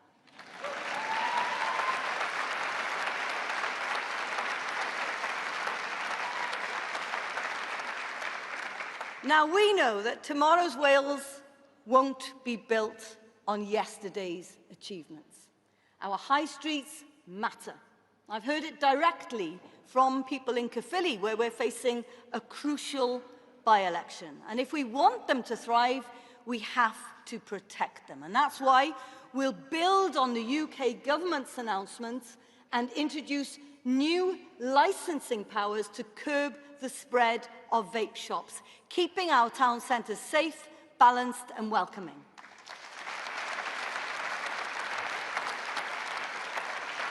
Our high streets thrive when local jobs thrive. And in Wales, we are committed to fair work. And in the next Senedd term, any business seeking Welsh Government support will need to pay the real living wage, end exploitative zero-hours contracts, and open the door to trade unions.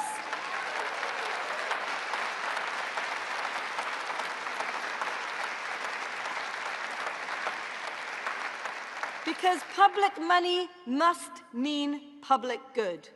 And we're making it easier to get to work, but also to socialise. We've spent £800 million on new trains and created a modern South Wales metro. And from December, new late-night services will run from Cardiff to the Valleys, and we're doubling trains on the Wrexham to Chester line.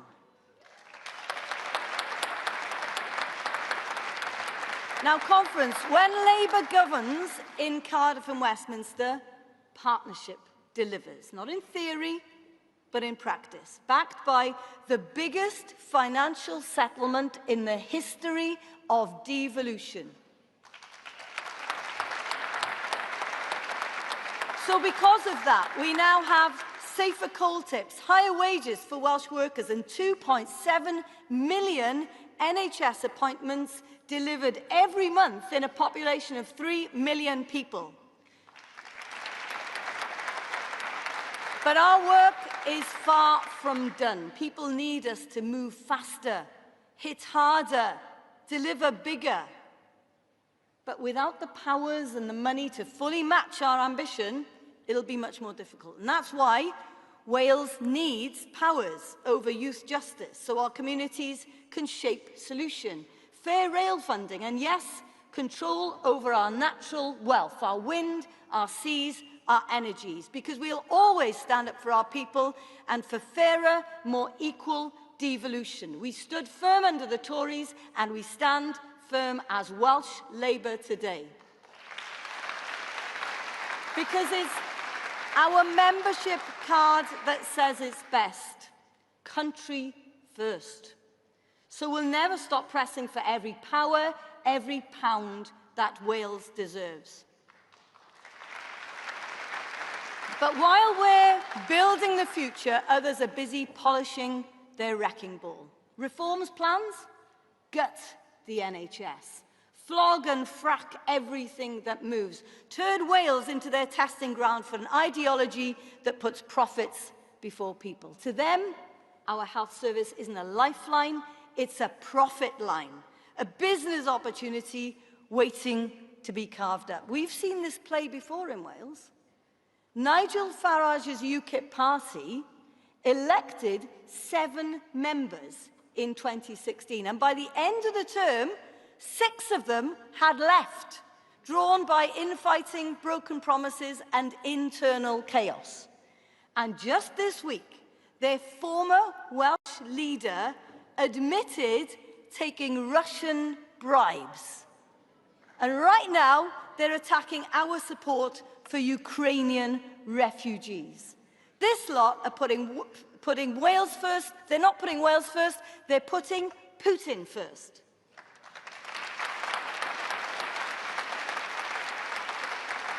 Now, Wales doesn't need fantasy politics. Mark my words.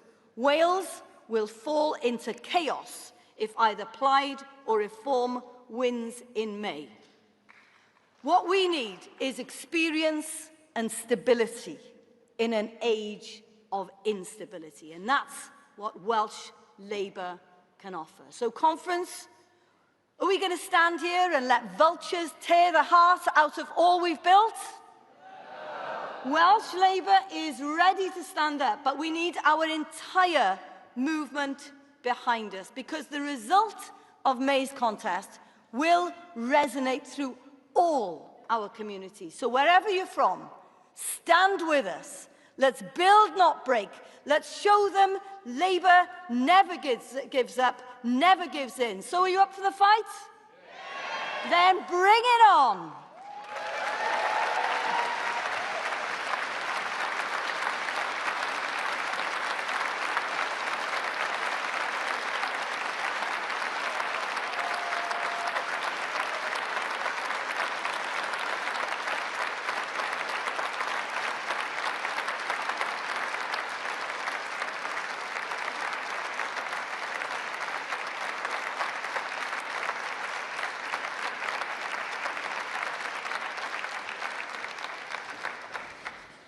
Well, I'd just like to thank Elined for that. That was inspiring, I think. Got you all going. Very good.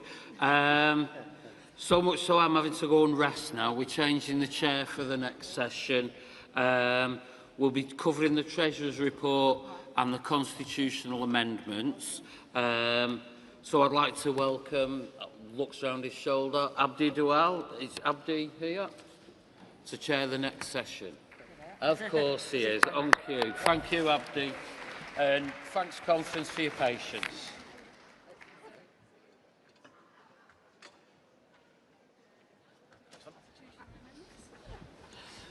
Nearly tripped over that. Right, let's get some water going.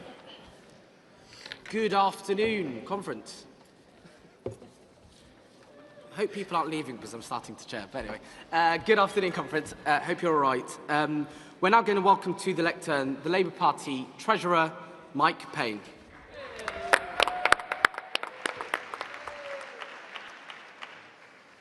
Diolch, Chair. Prynawn da pawb. Conference, I'm Mike Payne and I'm proud to be your party Treasurer and to present the audited accounts for 2024, which begin on page 46 of the conference report. I'm extremely proud to have been able to serve as an active trade unionist for nearly 5 decades I know it doesn't show. This is where you're supposed to say it doesn't show. And as an officer of the GMB for over 30 years. Standing shoulder to shoulder with working people in their struggles and in their victories. And conference, what I've learned in that time is a simple but true. The real tools we have to deliver lasting change don't just come from our values or our words, but from how we choose to organise, how we resource, and how we sustain our campaigns to deliver policies for people across the whole of the UK. Policies like the Employment Rights Act.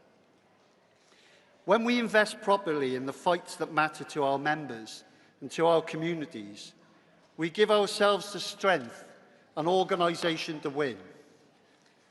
That is how we turn solidarity into action, and action into the results that matter most to working people.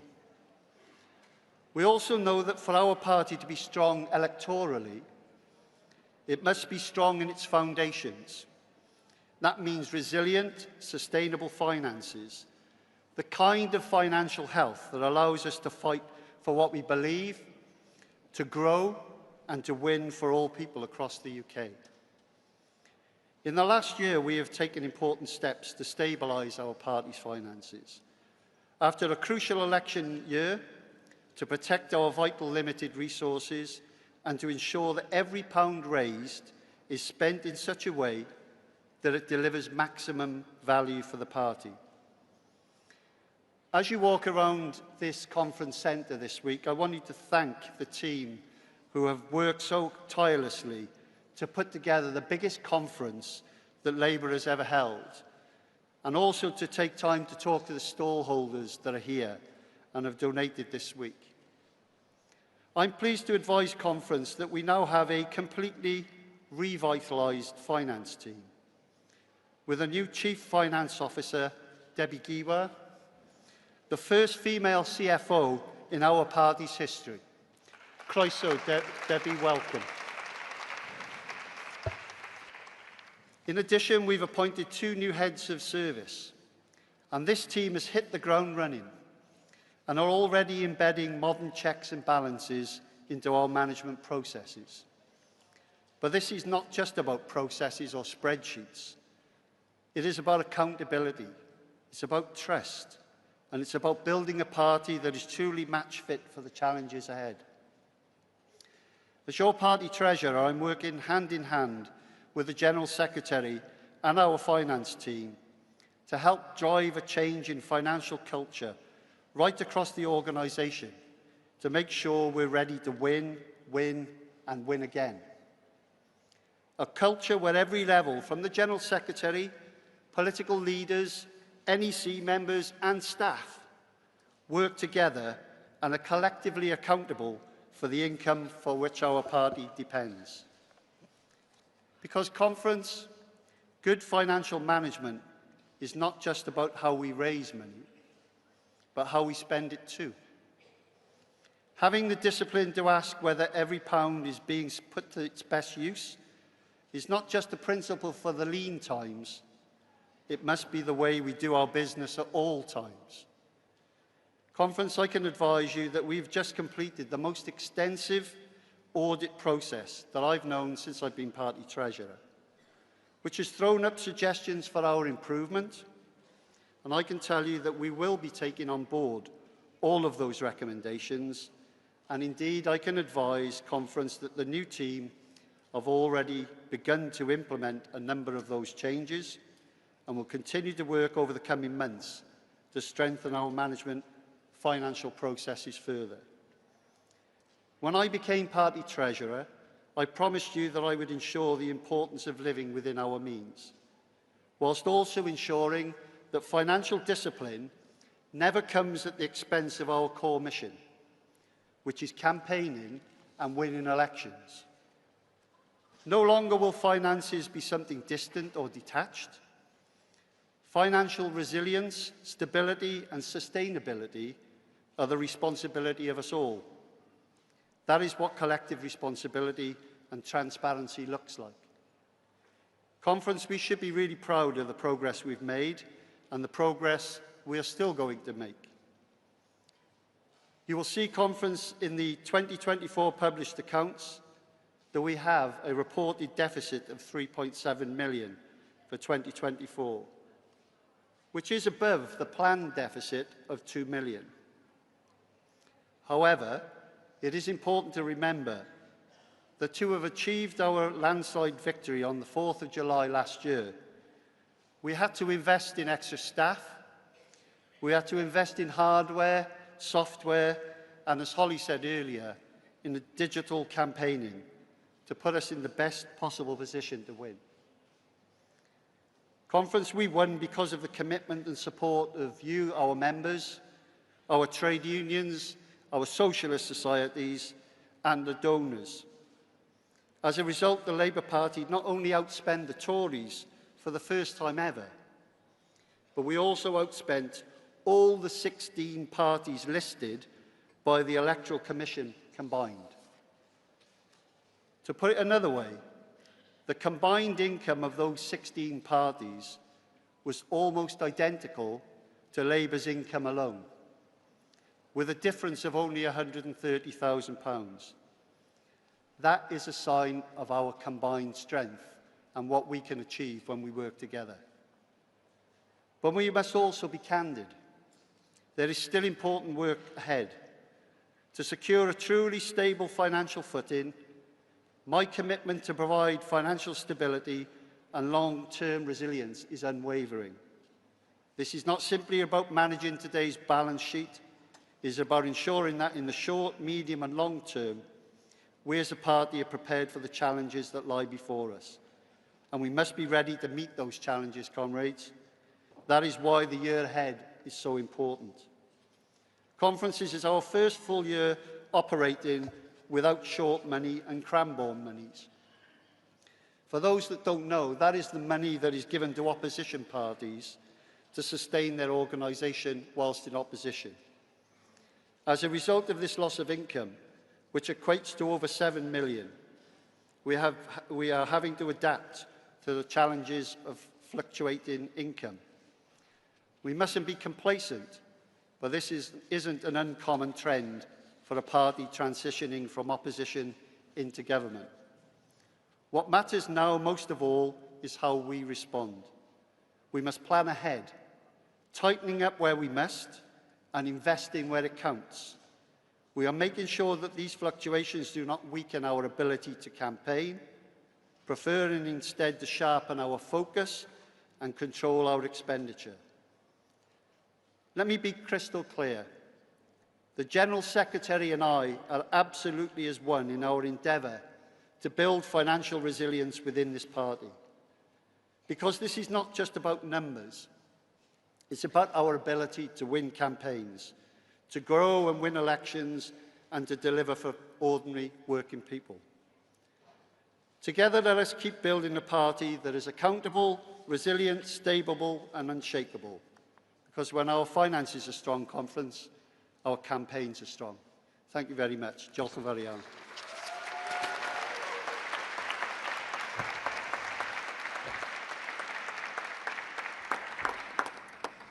Diolch, Mike, and to you and the party staff as well, and the finance team, who've been doing amazing work in some challenging circumstances. Conference, we will now move on to the constitutional amendments. We have constitutional amendments from CLPs as well as from the NEC.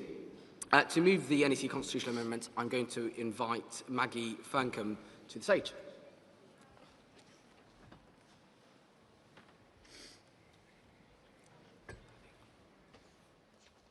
Thank you very much, Chair. Maggie Ferncombe, Vice Chair of the Organisational Subcommittee on the NEC. Conference, today we're debating a range of rule changes proposed by both the NEC and CLPs.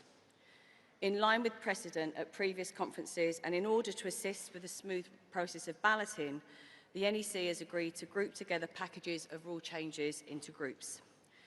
Each of the groups is subject to a card vote, and each CLP rule change will also be subject to an individual card vote. The NEC recommends that Conference votes for the following NEC rule changes. Card vote 1 on administrative and language updates.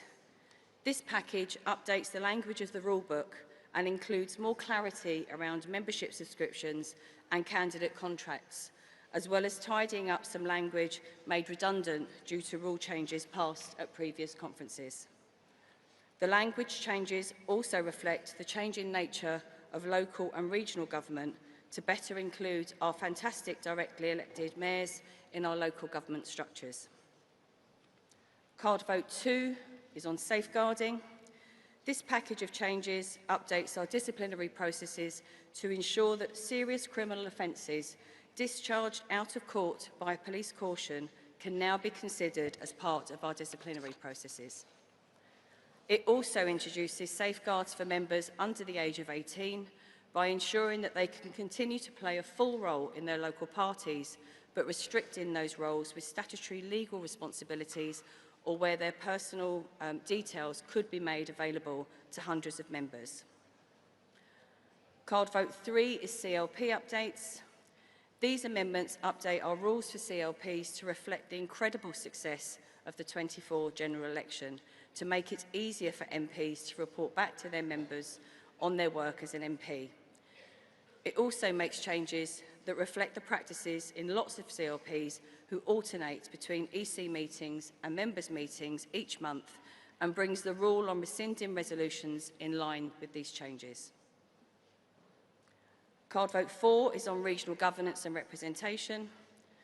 Card Vote 4 proposes a number of changes, including ensuring that our elected local government colleagues can play a full part in our regional conferences by attending with speaking rights, and returns the election of the regional executive officers to being elected by their REC colleagues. The changes also update the procedures for the MPF so that regional representatives are elected by the democratically elected CLP delegates in this hall, saving the party thousands of pounds in administrative costs. Finally, these changes give greater flexibility to our regional, Welsh and Scottish offices to establish young Labour branches across our regions and nations. And the last group of NEC rule amendments is Labour in local government, Card Vote 5. This final NEC card vote groups together several changes to Labour in local government, updating the procedures for payments of local government levies, and also making further amendments that will ensure our groups can better deal with sensitive council and group matters in a confidential environment. Conference, I'll now just go on to speak on the CLP card votes, and the NEC is recommending that you vote against the following amendments. Card Vote 6 from Bracknell CLP. This amendment would stop elected representatives on regional and national bodies and all Labour Party staff from standing for public office. Every year, many elected representatives and staff stand for local councils, often in areas where it's really hard for Labour to win, but we want to ensure as many voters as possible have the chance to support a Labour candidate. Our NEC and regional executive committees also have specific places allocated to parliamentary and local government representatives, and this change would block them from continuing these roles while seeking reselection as councillors, breaking that vital link between our elected reps and our party structures. And finally, it would undermine the freedom of our trade unions and affiliates to choose the officials they wish to appoint to our NEC and other bodies, something we believe they should be able to continue to do so in line with their own processes. Card Vote 7 is Lewis CLP. This rule change would remove the party's ability to set logical timetables for selections of candidates at parliamentary level, allowing parliamentary selections to take place at any time, irrespective of any other party priorities. This change would place significant burden on our hard-working party staff who are often working on by-elections, crucial local elections and events such as this conference, forcing priorities have to be amended. And Card Vote 8 from Leighton and Wanstead, that rule amendment has been withdrawn. Finally, as a reminder, the NEC is recommending that you vote for the card votes 1 to 5 and against the CLP card votes 6 and 7. Conference, I move the constitutional amendments submitted by the NEC. Thank you. Thank you, Maggie. I will now invite the CLPs to move their constitutional amendments. I just want to alert delegates that as Maggie just said, one constitutional amendment has been withdrawn, which is card vote 8. Does a delegate from Bracknell and Lewis CLPs wish to move their amendment?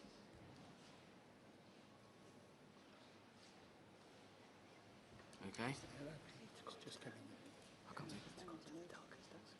I can't see a delegate with... Oh, okay, yes. If you could go to the desk just at the front, please, just so you can get your name up.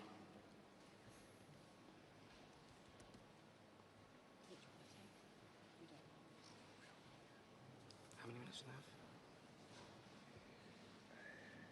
they have? 3 minutes.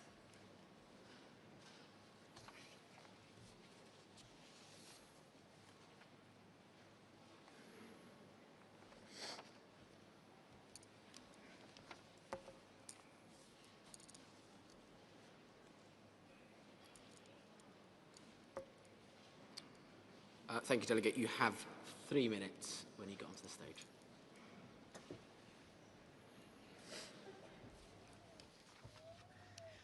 Hello, Conference. I'm James from Bracknell, Berkshire, and this is my first time speaking at Conference.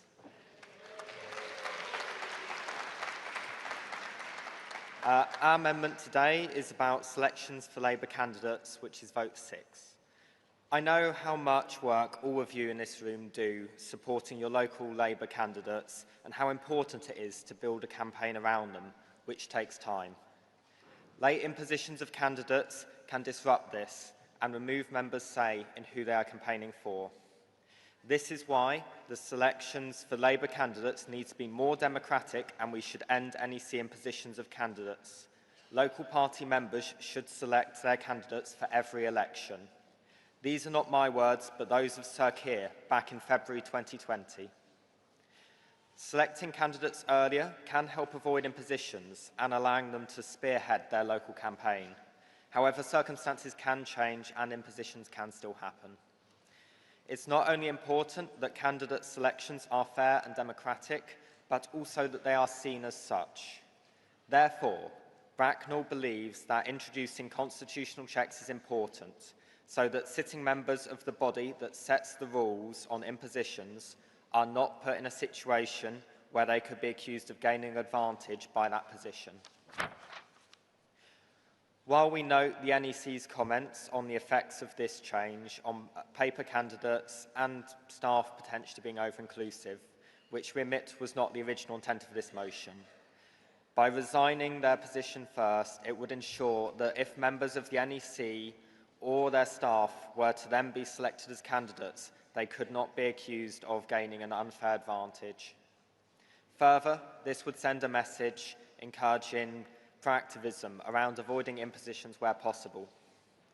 We believe this will help future campaigns for a Labour government, which we all know can make such a difference. I thus commend you to vote for this amendment at card vote 6 today. Thank you.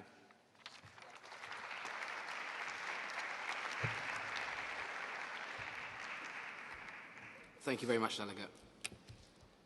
We'll take the delegate from Lewis.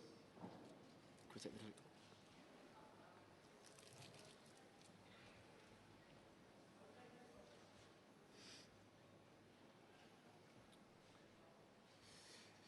Delegate, you also have 3 minutes. Thank you, Chair. I'm really pleased to move this amendment from Lewis CLP. It's actually one of the most beautiful parts of the country. It's set on the South Downs with spectacular views of the Downs, the cliffs and the English Channel. In fact, there's only one thing wrong with it. We don't have a Labour MP. We do have a very enthusiastic band of members. Only this weekend for a town council by-election in Newhaven, we've got a dozen people out, and it would have been 2 more if we weren't both here at conference.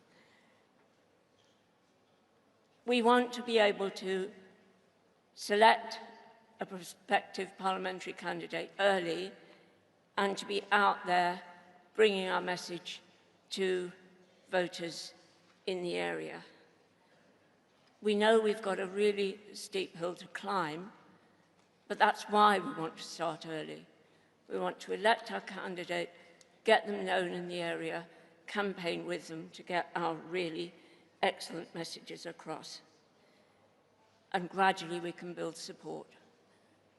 But inevitably, we will be twinned with a target seat, and so we will be expected to go to a different area to be campaigning there. But the big advantage is, if we have done all that work, knocking on doors, talking to people in our local area, not only have we built the enthusiasm of our members, but we've actually built experience. We've got new people on board. We can arrive at wherever we're sent. We can be knocking on doorsteps in that area with an experienced band of canvassers who have learnt that perhaps the hard way in some of the hardest areas of just how to get our message across.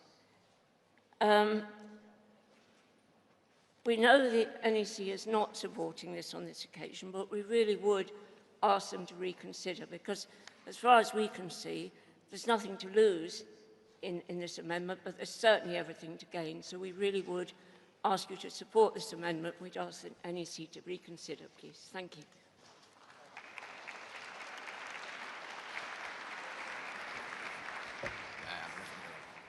Thank you, Delegate.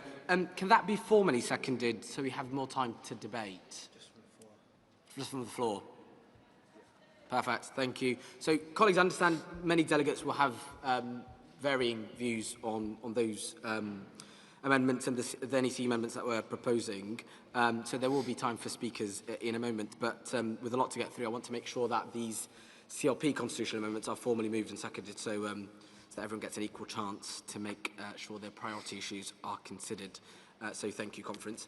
I will now take some speakers on constitutional amendments. It would be helpful if you could clearly state. You can go, okay, we can go to the front desk and they'll determine whether or not it is a point of order. So I'll now take speakers on constitutional amendments. It would be very helpful if you could clearly state which constitutional amendment you are speaking about, and I will take speakers in threes.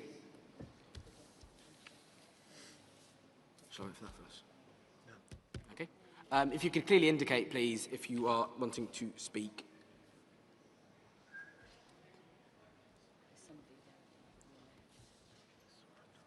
I see a delegate there, in the red top. I see a delegate there, in the white top. I see a delegate there. I can't see what you're wearing, but there's only one delegate indicating. So yeah, delegate over there. Yeah. Thank you.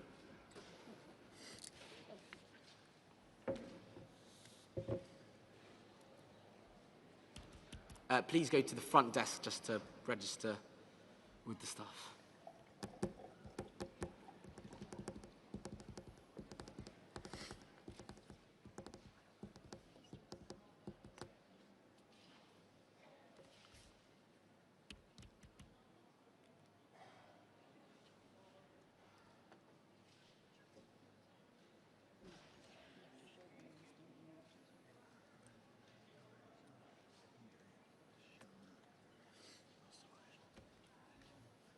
Should we let him have his point of order then? Okay. Thank you. I'll take the first delegate. Thank you. Thank you, Sarah Russell from Leicester, speaking against card vote 6. It can be incredibly difficult ensuring that every resident in every part of the country has a Labour candidate to vote for. In some parts, we're fighting one another to be able to stand, but in others, it is incredibly tough. There are people who don't want to stand as paper candidates, and it is wrong for us to not, as a party, be making sure that in every single election, we are standing candidates. It shouldn't matter if they already have a place on the NEC or a regional board or a councillors or anything else. Actually, we need people to be able to vote for Labour representatives wherever they are, so vote against card 6.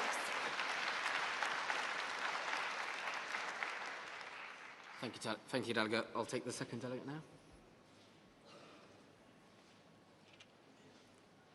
Please do state which constitutional amendment you are speaking on as well, please. Hi, I'm Samuel Barnes of North Somerset CLP, and I'm here to speak against proposed rule changes for the election of MPF and the related amendments to go with that.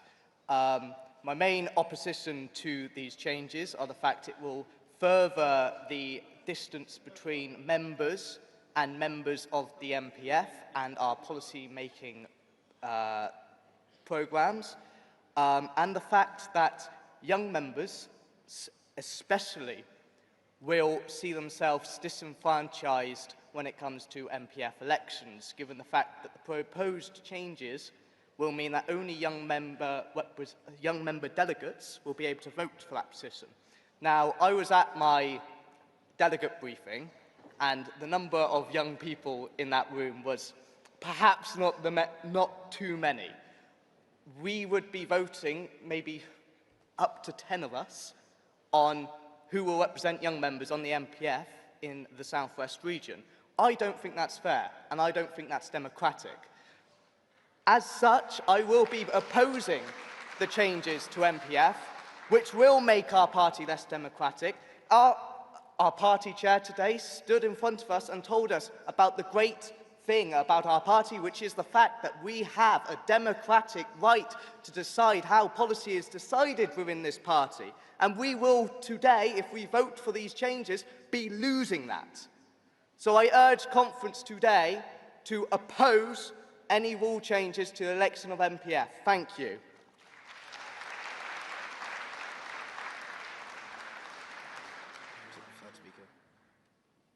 Okay, I'll take the third speaker.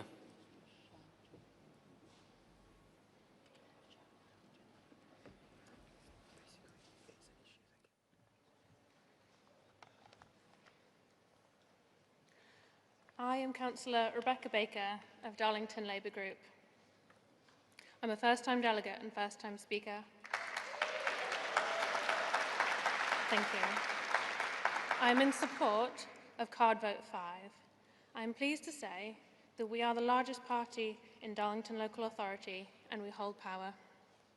Being elected into local government means our residents have put their trust in us to represent them. Our Labour group discusses the biggest issues and the most sensitive issues facing our community. We examine the evidence and the budget, we debate and challenge each other to reach united decisions to best meet the needs of our residents, and these meetings should be held in private. I am pleased that our CLP and LGC choose to not observe these meetings. Our local government is held accountable by local party members at CLP meetings, and our residents hold us to account at public meetings and in the ballot box. So I'll ask conference to vote for Card 5 of the NEC rule changes. Thank you, conference.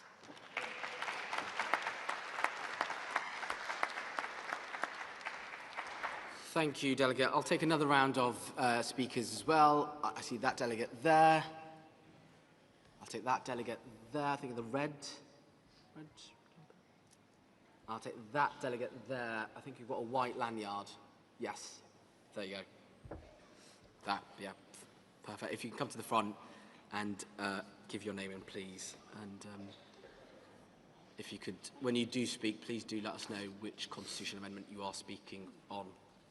And if you're a first-time speaker as well, you'll get a clap from the floor. So do tell us that as well.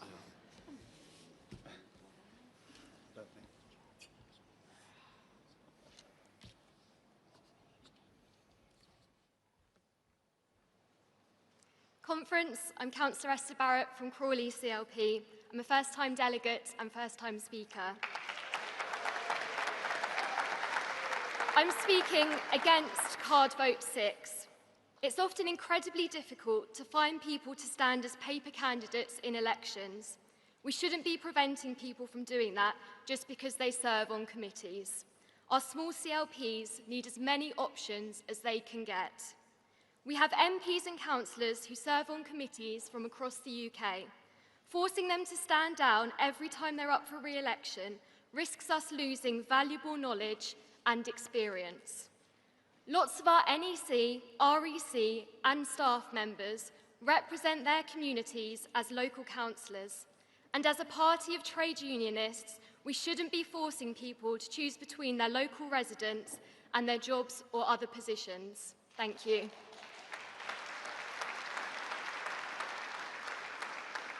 You delegate. Can we take the next speaker, please?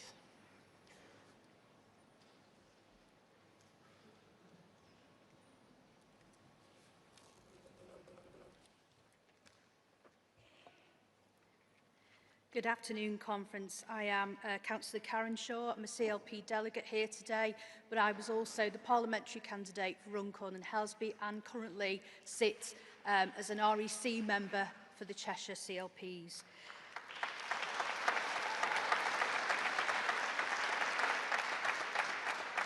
So first of all, I'd like to associate myself with some of the comments that have been made already about how difficult it is to find candidates to stand for election in CLPs. And we know that all of the jobs are usually dished out amongst a small number of people. And the second point I want to make is that we have lots of MPs and councillors who serve on committees. And what are committees there for? Well, certainly the Regional Executive Committee is there to help people campaign and win elections. We are there to get as many Labour representatives into public office as we possibly can. And what do we need to do that? We need knowledge, we need skills, we need expertise. And that's why I am against, I'm afraid, the Bracknell amendment, because it will mean that we will lose far too much knowledge, skills and experience, which is absolutely invaluable for training new activists to get people elected and over the line. And finally, we've got lots of staff members as well who sit on these committees, and they might be a local councillor. And we're trade unionists. Why on earth would we want to make our members choose between their jobs and their communities just because they're serving on a committee? Thank you.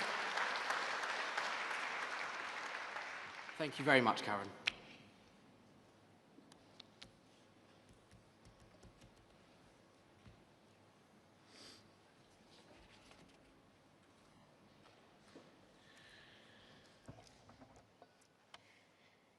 Conference. My name is Sarah Feeney. I'm actually a first-time speaker at Labour Party conference. I'm also a delegate for Rugby CLP, and I'm speaking to you today to encourage you to vote against Rule Change 6. Conference, I suppose for my sins, I also address you as the LGC Secretary for our borough group, someone who relies on our volunteers' free time to conduct local government interviews and appeals. And I know there are plenty of people in this room who've done appeals and interviews for me and have spent hundreds of hours doing such things. So I'm sure we can all agree that the Labour Party wants the very highest calibre of candidates and councillors to carry us through our elections into the next general election. And it shouldn't be, as the previous speaker said, that we exclude members by the virtue of other positions they may hold within our party. The Regional Board allows us to keep the integrity in our selection processes, and there are mechanisms in place to stop any conflicts of interests. So I say to you, we ought to be grateful and applaud all of those volunteers who diligently conduct our interviews for us, who also serve in our committees and on our boards. And I'll be honest with you, if they want to stand for council, we really should be encouraging them. Thank you.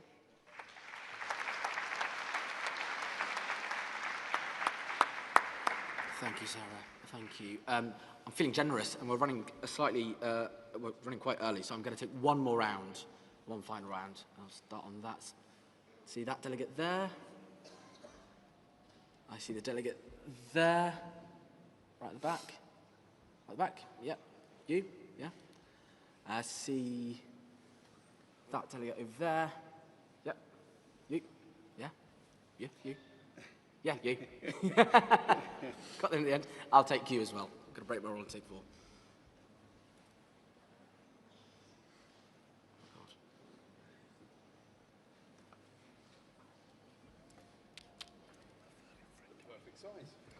Good afternoon, Conference. welcome to a historic next 2 minutes. This is the last time you will ever hear, if the rule change goes through, which I support, from a chair of the Association of Labour Councillors. My name's Vince Maple, and I've been very proud to hold that role for the last 2 years. But the thing is, thank you for that 2 claps over there.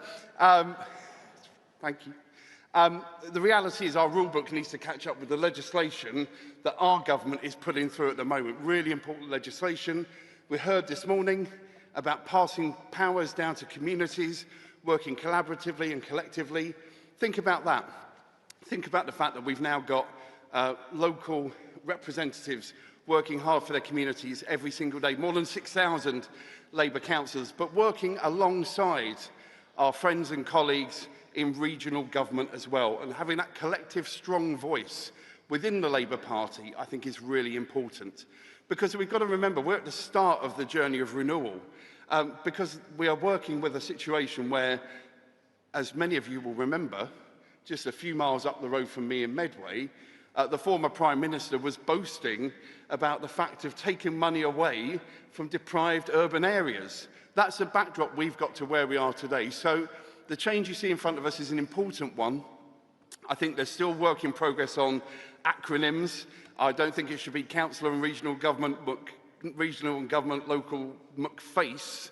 Let's not go down there. We've tried that one too many times with people, I think.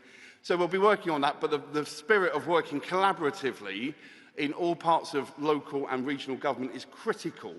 So really pleased to support this, urge colleagues to support this, and it means that we're ready as a party with our rulebook and structures to mirror the brilliant legislation we're passing through under our new Labour government. Thank you very much.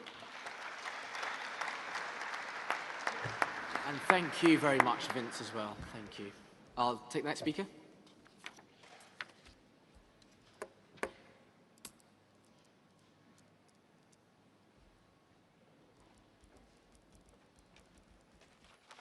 Good afternoon, Conference. I'm Councillor Tirath Dat, representing Sandwell. First-time speaker. So, thank you. So in Sandwell, we have, wait for it, 63 Labour councillors. But as I'm sure you can imagine, group meetings can sometimes be quite fraught. As we're making very difficult decisions impacting our residents' lives. And that's why, Conference, I'm speaking in favour of Card Vote 5. Conference, my colleagues and I are doing the hard yards in our communities, often dealing with and debating very sensitive issues. We should be able to do so as the Labour group in a safe space where there can be robust debate and councillors can voice their opinions ahead of important full council meetings. Conference, this is not about accountability. One of my favourite things about being a Labour Party councillor is liaising with the members I represent. I enjoy keeping them up to date on things. Regardless of today's vote, I will continue to do so through CLP reports, direct conversations, and of course through the branch. Thank you.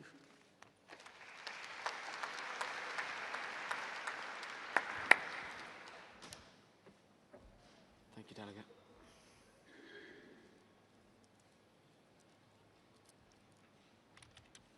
Conference. My name's Lenny Rolls. I'm a councillor in Gravesham. I also stood as the candidate in the Weald of Kent and the Kent Police and Crime Commissioner elections, but this is my first time speaking to Conference.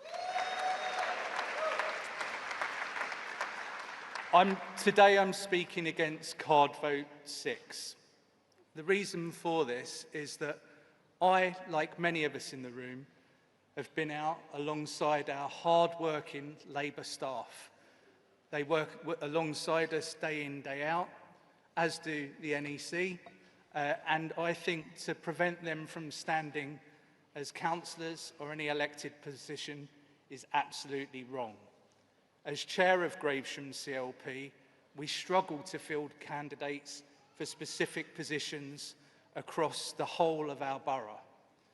We rely on candidates coming from all backgrounds, from many diverse backgrounds, from all parts of the community, and that includes those that work for the party and work on our NEC. we shouldn't be preventing anyone from standing that is a part of our Labour movement.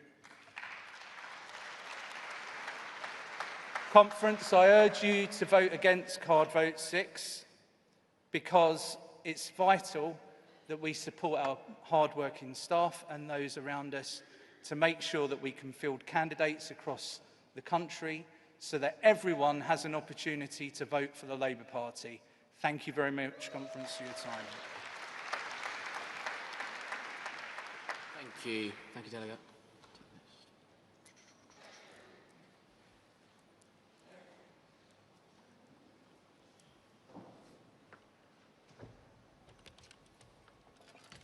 Hello, good afternoon, Conference. My name is Victoria Bamishile and I'm one of the councillors for Milton Keynes. I'm representing Milton Keynes North.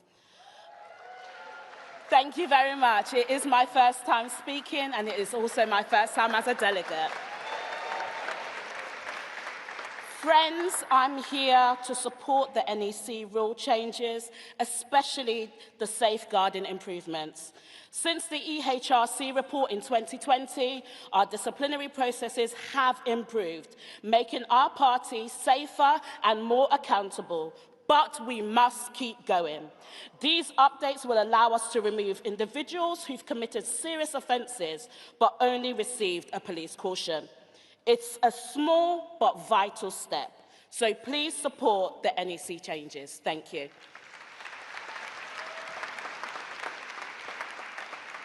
Thank you.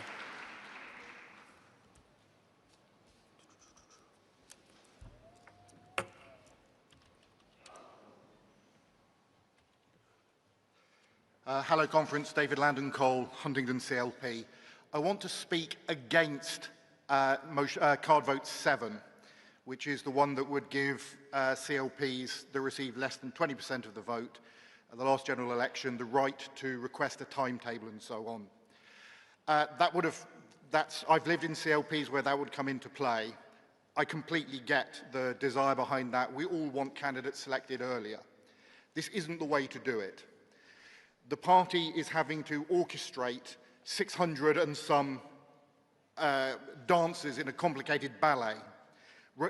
Running a selection uses staff time, which has to be managed, and it doesn't take any account of what is going on nationally.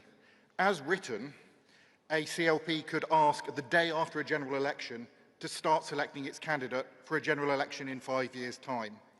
That automaticity that's in the text as we've got it is just a recipe for causing problems and actually slowing down the process of selecting candidates by adding more work onto officers. Thanks very much.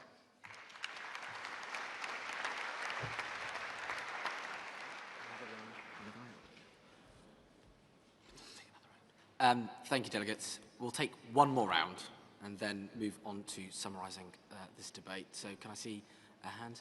See delegate in the corner there.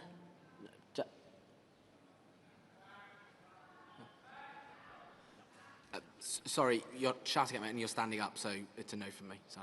I see a delegate there. Yep, yep. And I see a delegate over there. Yep. Yes, you. There we are. Sorry? Lady in red. She's questioning whether you've called. Which one? Can't say. No, they didn't. I only picked 3.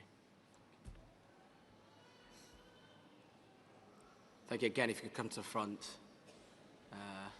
and give your details to the desk, please. Thank you. Over to you, delegate. Brilliant. Councillor Jessica Smith, East Hall CLP, many-time delegate but first-time speaker.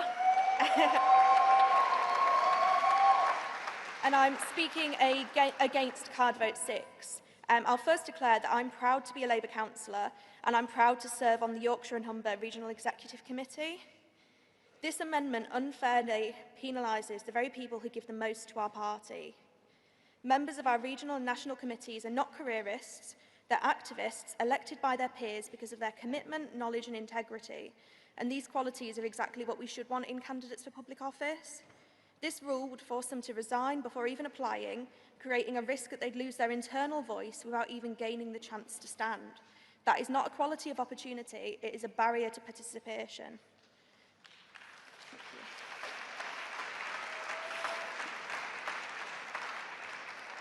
We already have checks and balances to ensure fairness in selections. If influence is the concern, let us strengthen transparency, not block talented members from putting themselves forward. Our party should open doors, not close them. I urge you to reject this rule change. Thank you.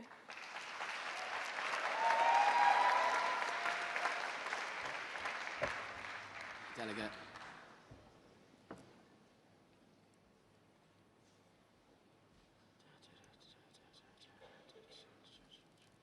Hello, Conference. I'm Stephen Mullard-Toll. I'm the delegate for Harlow. First-time speaker, first-time delegates.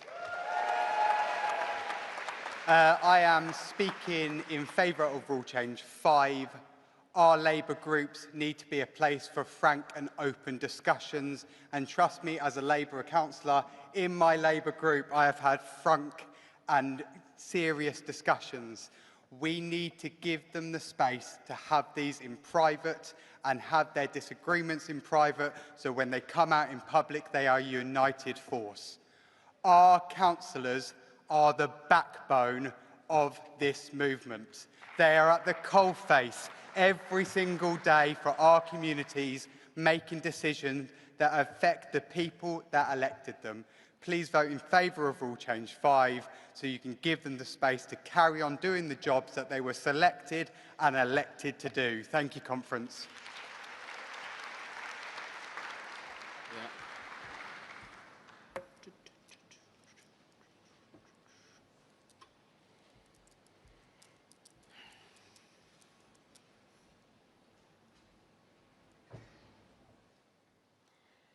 Thank you. I'm Councillor Rebecca Everett from Erewash, and I am urging people to vote against card vote number 7. Before and over the general election, I worked closely with my MP, Adam Thompson, for Erewash, and know that from being a parliamentary candidate is an incredible amount of work, and at times can be almost or equivalent to a full-time job. This is a huge commitment for anyone, and 3 years is a heavy time commitment. The amendment would increase pressure for those who cannot commit for that long, and that will create a huge disadvantage for women and people who are have caring responsibilities. I want the Labour Party to ensure that people from underrepresented communities continue to be represented in Parliament, and that means more flexible timeline for candidates. 3 years is just too long. A sensible timeframe for candidates is incredibly important to ensure that priorities such as local elections are achieved at the correct times. So I urge delegates to vote against this amendment. Thank you.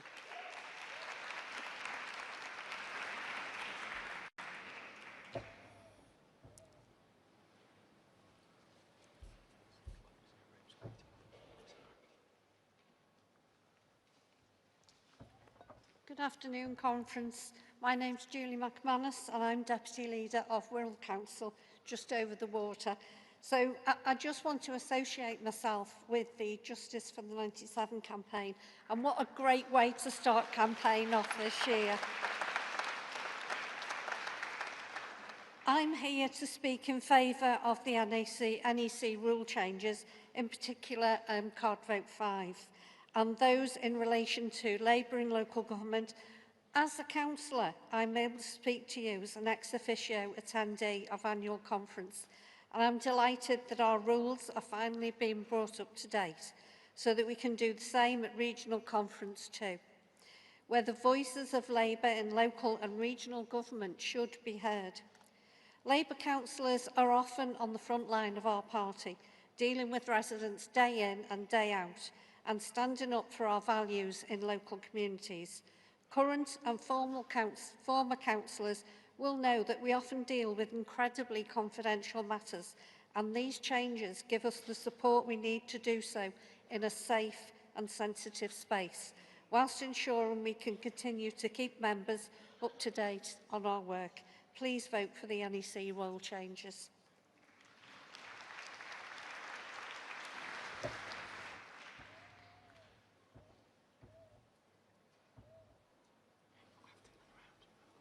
Okay, I'm going to take one more round. I keep saying one more round of speeches, but no, it's not really one more round, is it?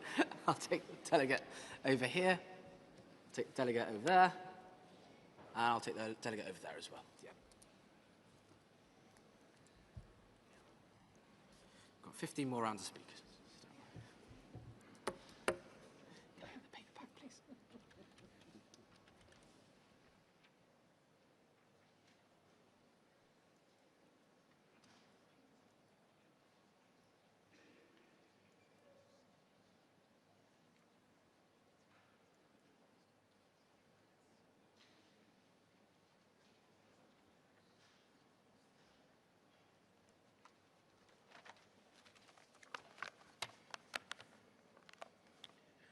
Thank you, conference. Not my first time here, but hoping for another great conference, as I remember. I'm here to speak against card vote number 5, specifically regarding the removal of group observers. Now, in my relatively short time in the Labour Party compared to many people in this room with only 6 years, the local group observers, for many young people who have aspired to become councillors, that has been their first interaction with how council and Labour groups operate in local authorities. It's shown them how that works. It's given them a taste of what it's like being a councillor. And that kind of access is so important. If the doorstep is where young activists first get engaged with the Labour Party, then group observers and observers to local authorities is where Labour councillors and young Labour activists first get a taste for what it is to be a councillor. So I implore conference to please vote against this motion. There are plenty of changes in here that make sense, but that alone means I cannot support it.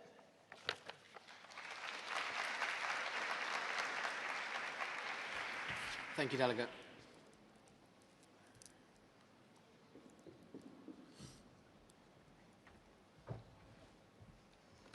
Hi, I'm Hope, first-time speaker, third-time delegate. And I want to encourage conference very strongly to vote against card 6. In the last few years, I've travelled all around the country to various campaign days, and I've been supported by the amazing Labour staff. They've tirelessly driven us everywhere. They've provided us cake, coffee, and invaluable knowledge. To stop people from running for office, especially in smaller wards and CLPs, especially those with amazing and invaluable knowledge, is just not what our party should stand for. We should be encouraging people, no matter who they are, especially those knowledgeable, to run for office. So, if somebody wants to run, especially if they are qualified, why stop them? Therefore, I encourage Labour Conference to open doors, especially to these people. Thank you very much.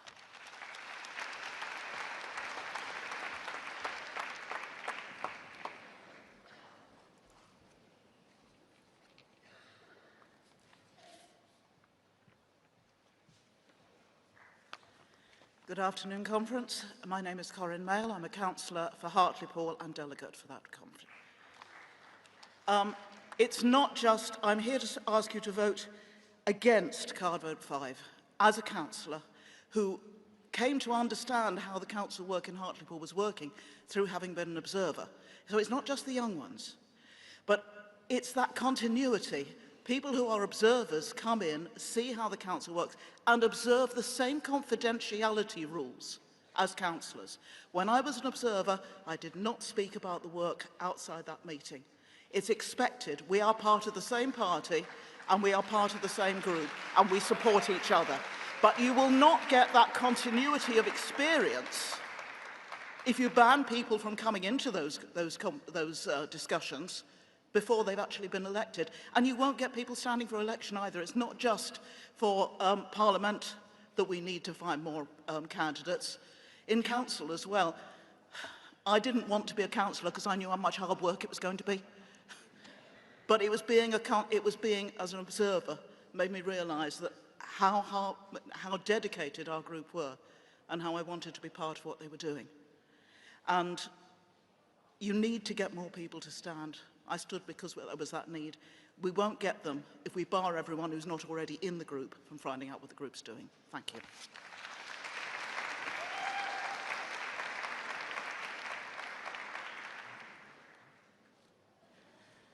Thank you, Delegate. I'll take another round of speakers. It's been a lively debate, come on. Please, you can indicate I would. I can't see anyone with a hand up. I can see Delegate there. I see Delegate there. Right back. Yeah. I didn't know if that was a heckle or a cheer.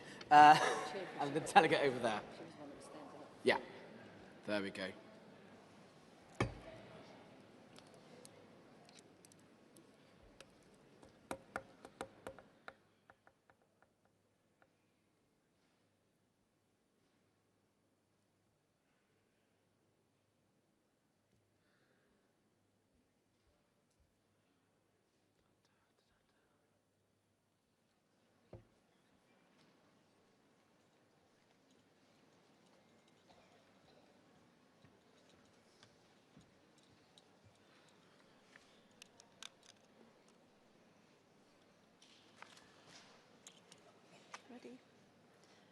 Good afternoon, conference. I'm living proof that perseverance wins. I'm Angela Duerden, speaking on behalf of Unite the Union, opposing the NEC Constitutional Amendments Group 4 on regional governance and representation. Conference, our party must be a democratic party. Our policy processes must be democratic. Our members must be allowed to be involved and participate in the debates and ideas that we all stand for. If this amendment goes through, CLP delegates on the National Policy Forum will only be elected by delegates at the National Conference. Why is this a problem? Because it undermines the fundamental principle of one member, one vote. Members from small CLPs will lose out. Not all CLPs can afford to send delegates to conference. Not all members can get time off work, and not all members have the financial support to be able to travel to Liverpool and be with us today. Conference, our membership is our party. It's our members up and down the country that are canvassing in their communities. It's they who are on the doorsteps, talking to their neighbours and talking to colleagues in the workplaces. They must not be excluded from the chance to shape the policies of our party and the platforms that we campaign on. Rather than taking their voices away, we should be looking for ways to help members participate more, not limiting them. I urge you, let each member do their part. Allow each member their vote. Conference, please oppose this motion, this amendment.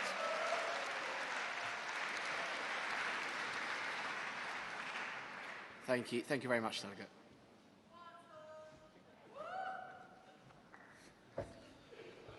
Solomon Cuthbertson, Edinburgh Central CLP and Chair of Scottish Young Labour. I'm asking you to vote against card vote 6.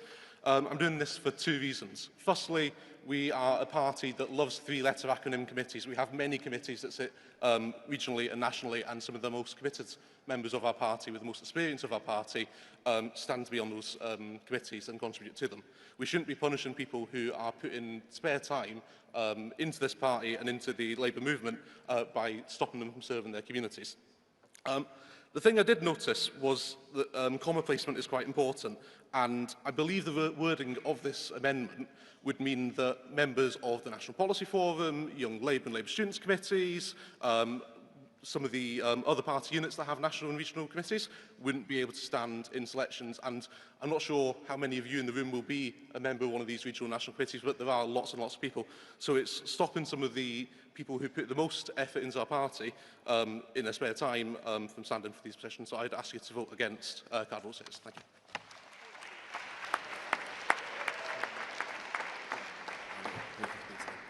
Thank you, Delegate.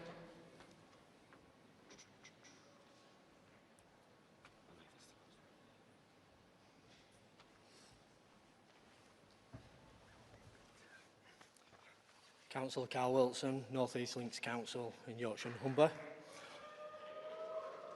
I am imploring conference to vote against card number 5.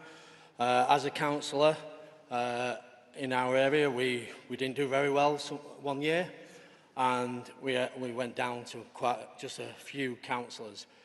The observers, some of those was ex-councillors and guided the more inexperienced councillors along the road, and taking that away, as well as what we've heard tonight from other members about young people and people that may want to stand, is a really good reason to actually vote against this. We need continuity, and we need to be in our Labour community. We need, them observers need to go out and tell their branches what's happened, advertise. We've heard in other speeches how we've got to sell ourselves. Well, actually, those observers can help us do that within the Council and Labour group. And regarding the confidentiality, I'm absolutely horrified that people think that our brothers and sisters don't keep the confidentiality in those meetings. Thank you very much.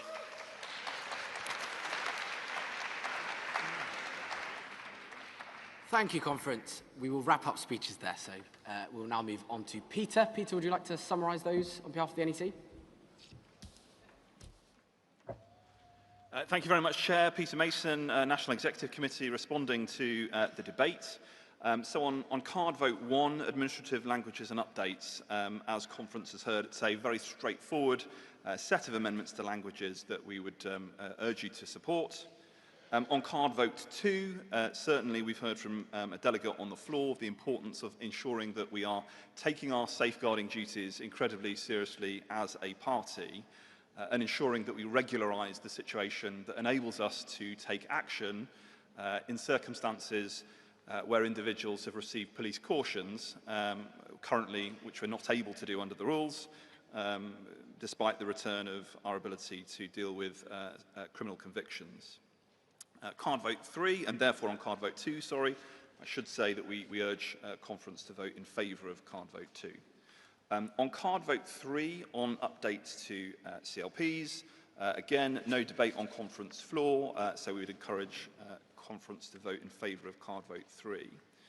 On card vote 4, regional governance and representation, to offer some reassurance to the delegate on the MPF and voting for youth delegates for MPF, Conference will note the updated language in the COC report that makes clear that in future we are anticipating that all delegates under the age of 27 have the ability at Conference to vote for youth delegates to the National Policy Forum.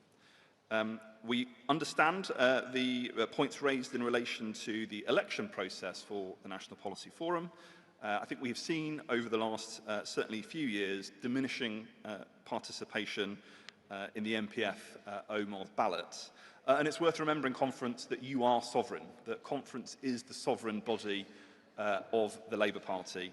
And indeed, you already, through the process of voting for the CAC, the NCC and certain divisions of the NEC have the responsibility of electing delegates onto other democratic elements of the party. On card vote 5, Labour in local government, we've certainly heard some debate over observers.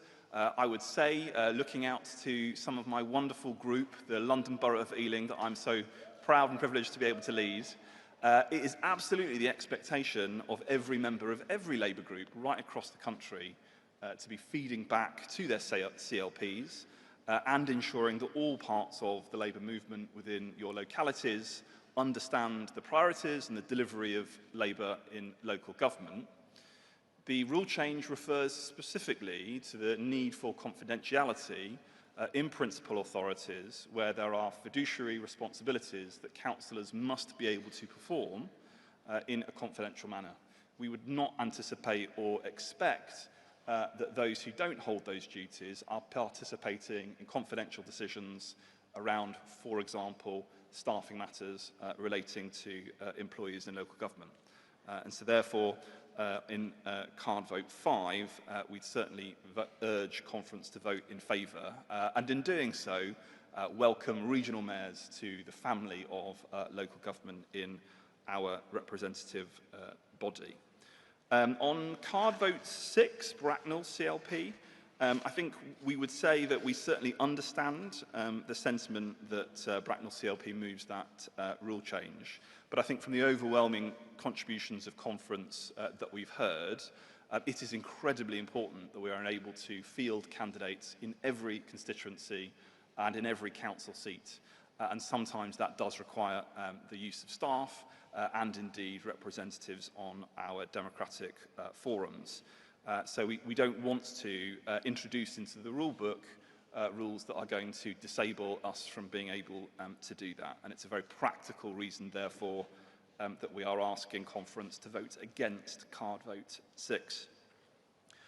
Likewise, on card vote 7, Lewis CLP, again, we absolutely understand the motivation behind wanting to bring forward parliamentary selections, and I think we heard passionately from the delegate about the role of being able to select candidates in the context of encouraging campaigning. We want CLPs and we want regions to be able to campaign all year round, and that shouldn't necessarily involve only having to have a parliamentary candidate in place. And hopefully, conference will serve as a great example as to how all of you can get involved, even more so outside of an election cycle. But very practically speaking, conference, whether it is a conference to organise a deputy leadership election to organise, or indeed responding to by-elections and so much more, it's entirely appropriate that we have flexibility in setting timetables for the party to be able to select its candidates. And we certainly note the desire of all CLPs to be able to select their candidates in good time. So therefore, we would ask conference to vote against card vote 7. And with that, thank you.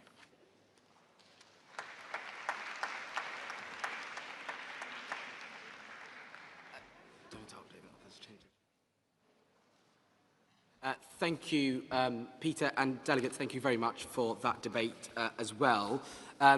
Next, we would have the priorities ballot, but we are going to come back to that and go straight to votes now. So we'll take the votes on all of those card votes that you heard about. The constitutional amendments are the constitutional amendments are card votes numbers 1 through to 7. And I think they're on the screen now behind me. And just to remind all delegates that card vote 8 was withdrawn. Tellers will bring round ballot boxes in a second. Please put all of your votes at the same time. And please remain in your seats whilst you do that, colleagues. It just makes it easier to get ballots.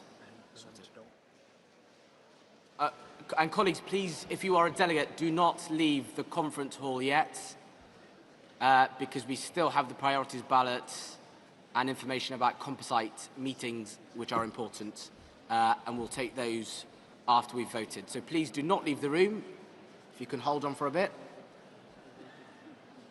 And please remain seated, just so we can get these votes done in an orderly fashion.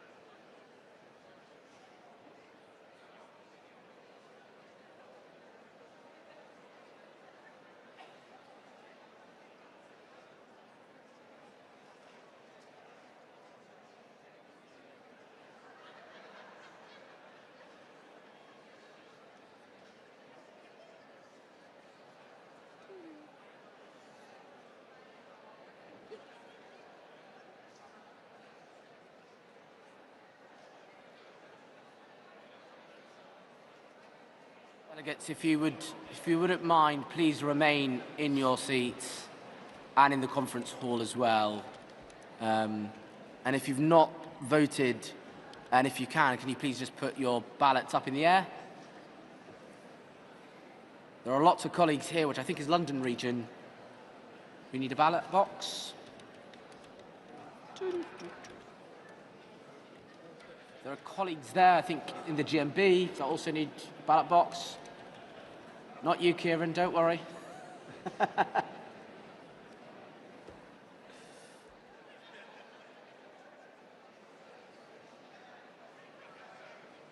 Colleagues at the back.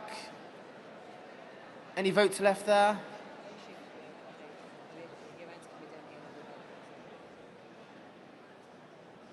Colleagues on the right-hand side of the stage.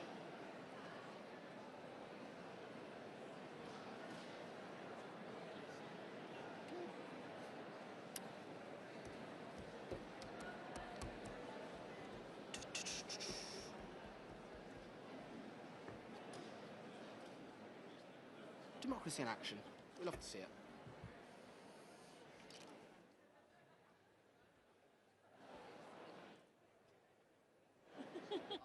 Other colleagues that need their votes taken, can you just put them in the air?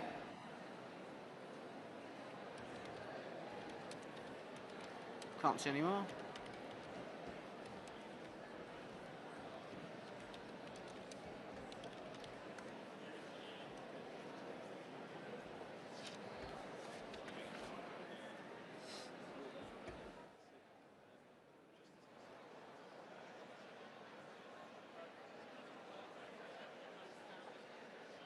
I'll check one more time. Is there anyone that hasn't voted yet? A few in the front here still. Oh, where? I can't see them. Some people here. Oh, okay, yeah, sorry. Got you now. It's still London region that needs to vote, isn't it? Some at the back down. Oh, okay. Colleagues right at the back as well, yeah. London region, have you all voted? Okay, good.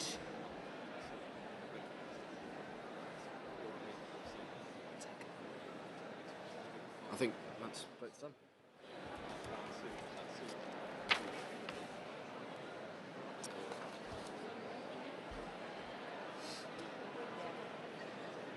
Someone you can call? Yeah, someone can.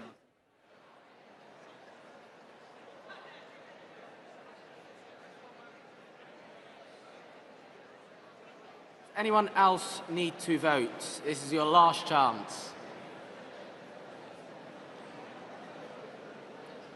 Okay. I think that is the vote concluded. The results will come tomorrow. Prior to ballot results? No, Colleagues, thank you very much. The results of those card votes will be announced tomorrow morning, I presume, in CAC2. And we've got the composite room, so we can call that. Perfect, brilliant. We'll move on to the priority ballots. Apologies for the delay, colleagues. So conference will move to vote on today's business. No, sorry, script's completely changed now. Let me try this again. Conference, I'll now ask our Chief Scrutineer, Elined, to present the results of the priorities ballot.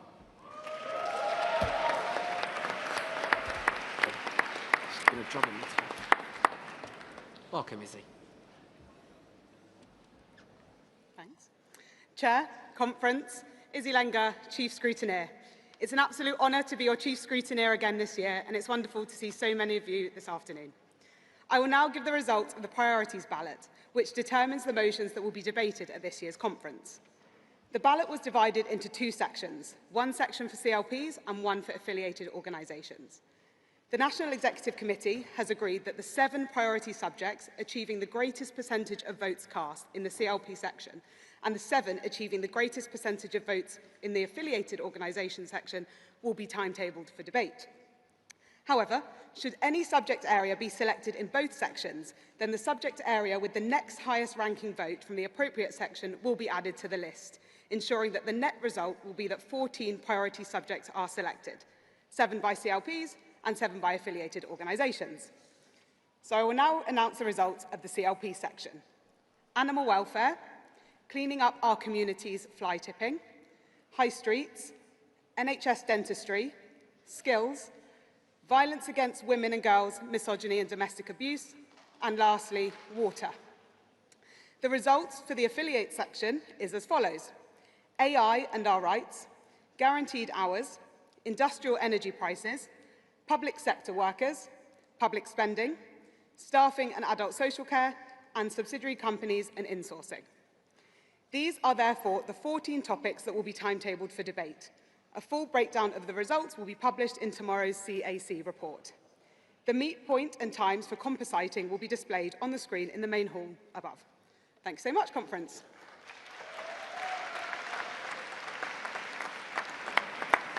Thank you very much, Elined, for Chief Scrutineering. Composite meetings will be this evening.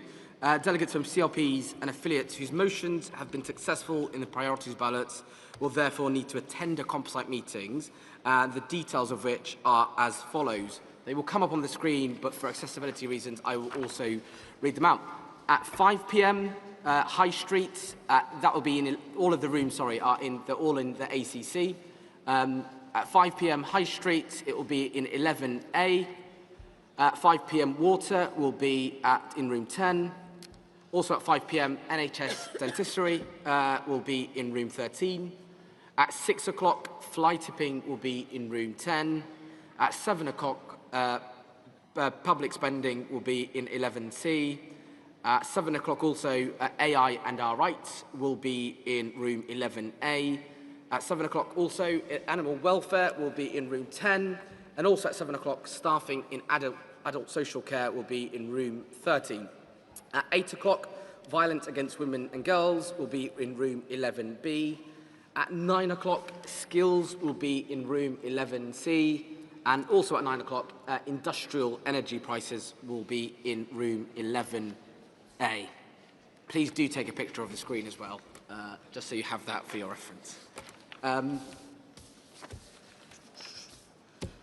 Okay, conference, before we adjourn, delegates, please can you not leave your bags in the main hall between sessions, as they will be removed. For those delegates going to composite meetings, all the rooms, as I said, are in the ACC, which is across the bridge from the exhibition centre, and start times, as we've just illustrated, are on the screen. Conference now stands adjourned until 10 a.m. tomorrow morning, and enjoy your evening's conference.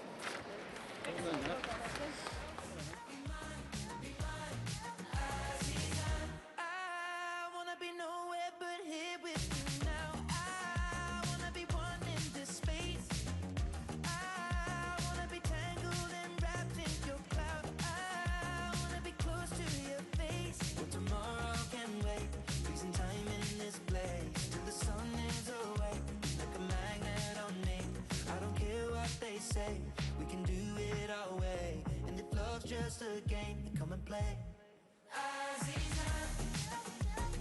Meet me on the floor tonight. Show me how to move like the water, in between the dancing lights. Be mine, Azizan.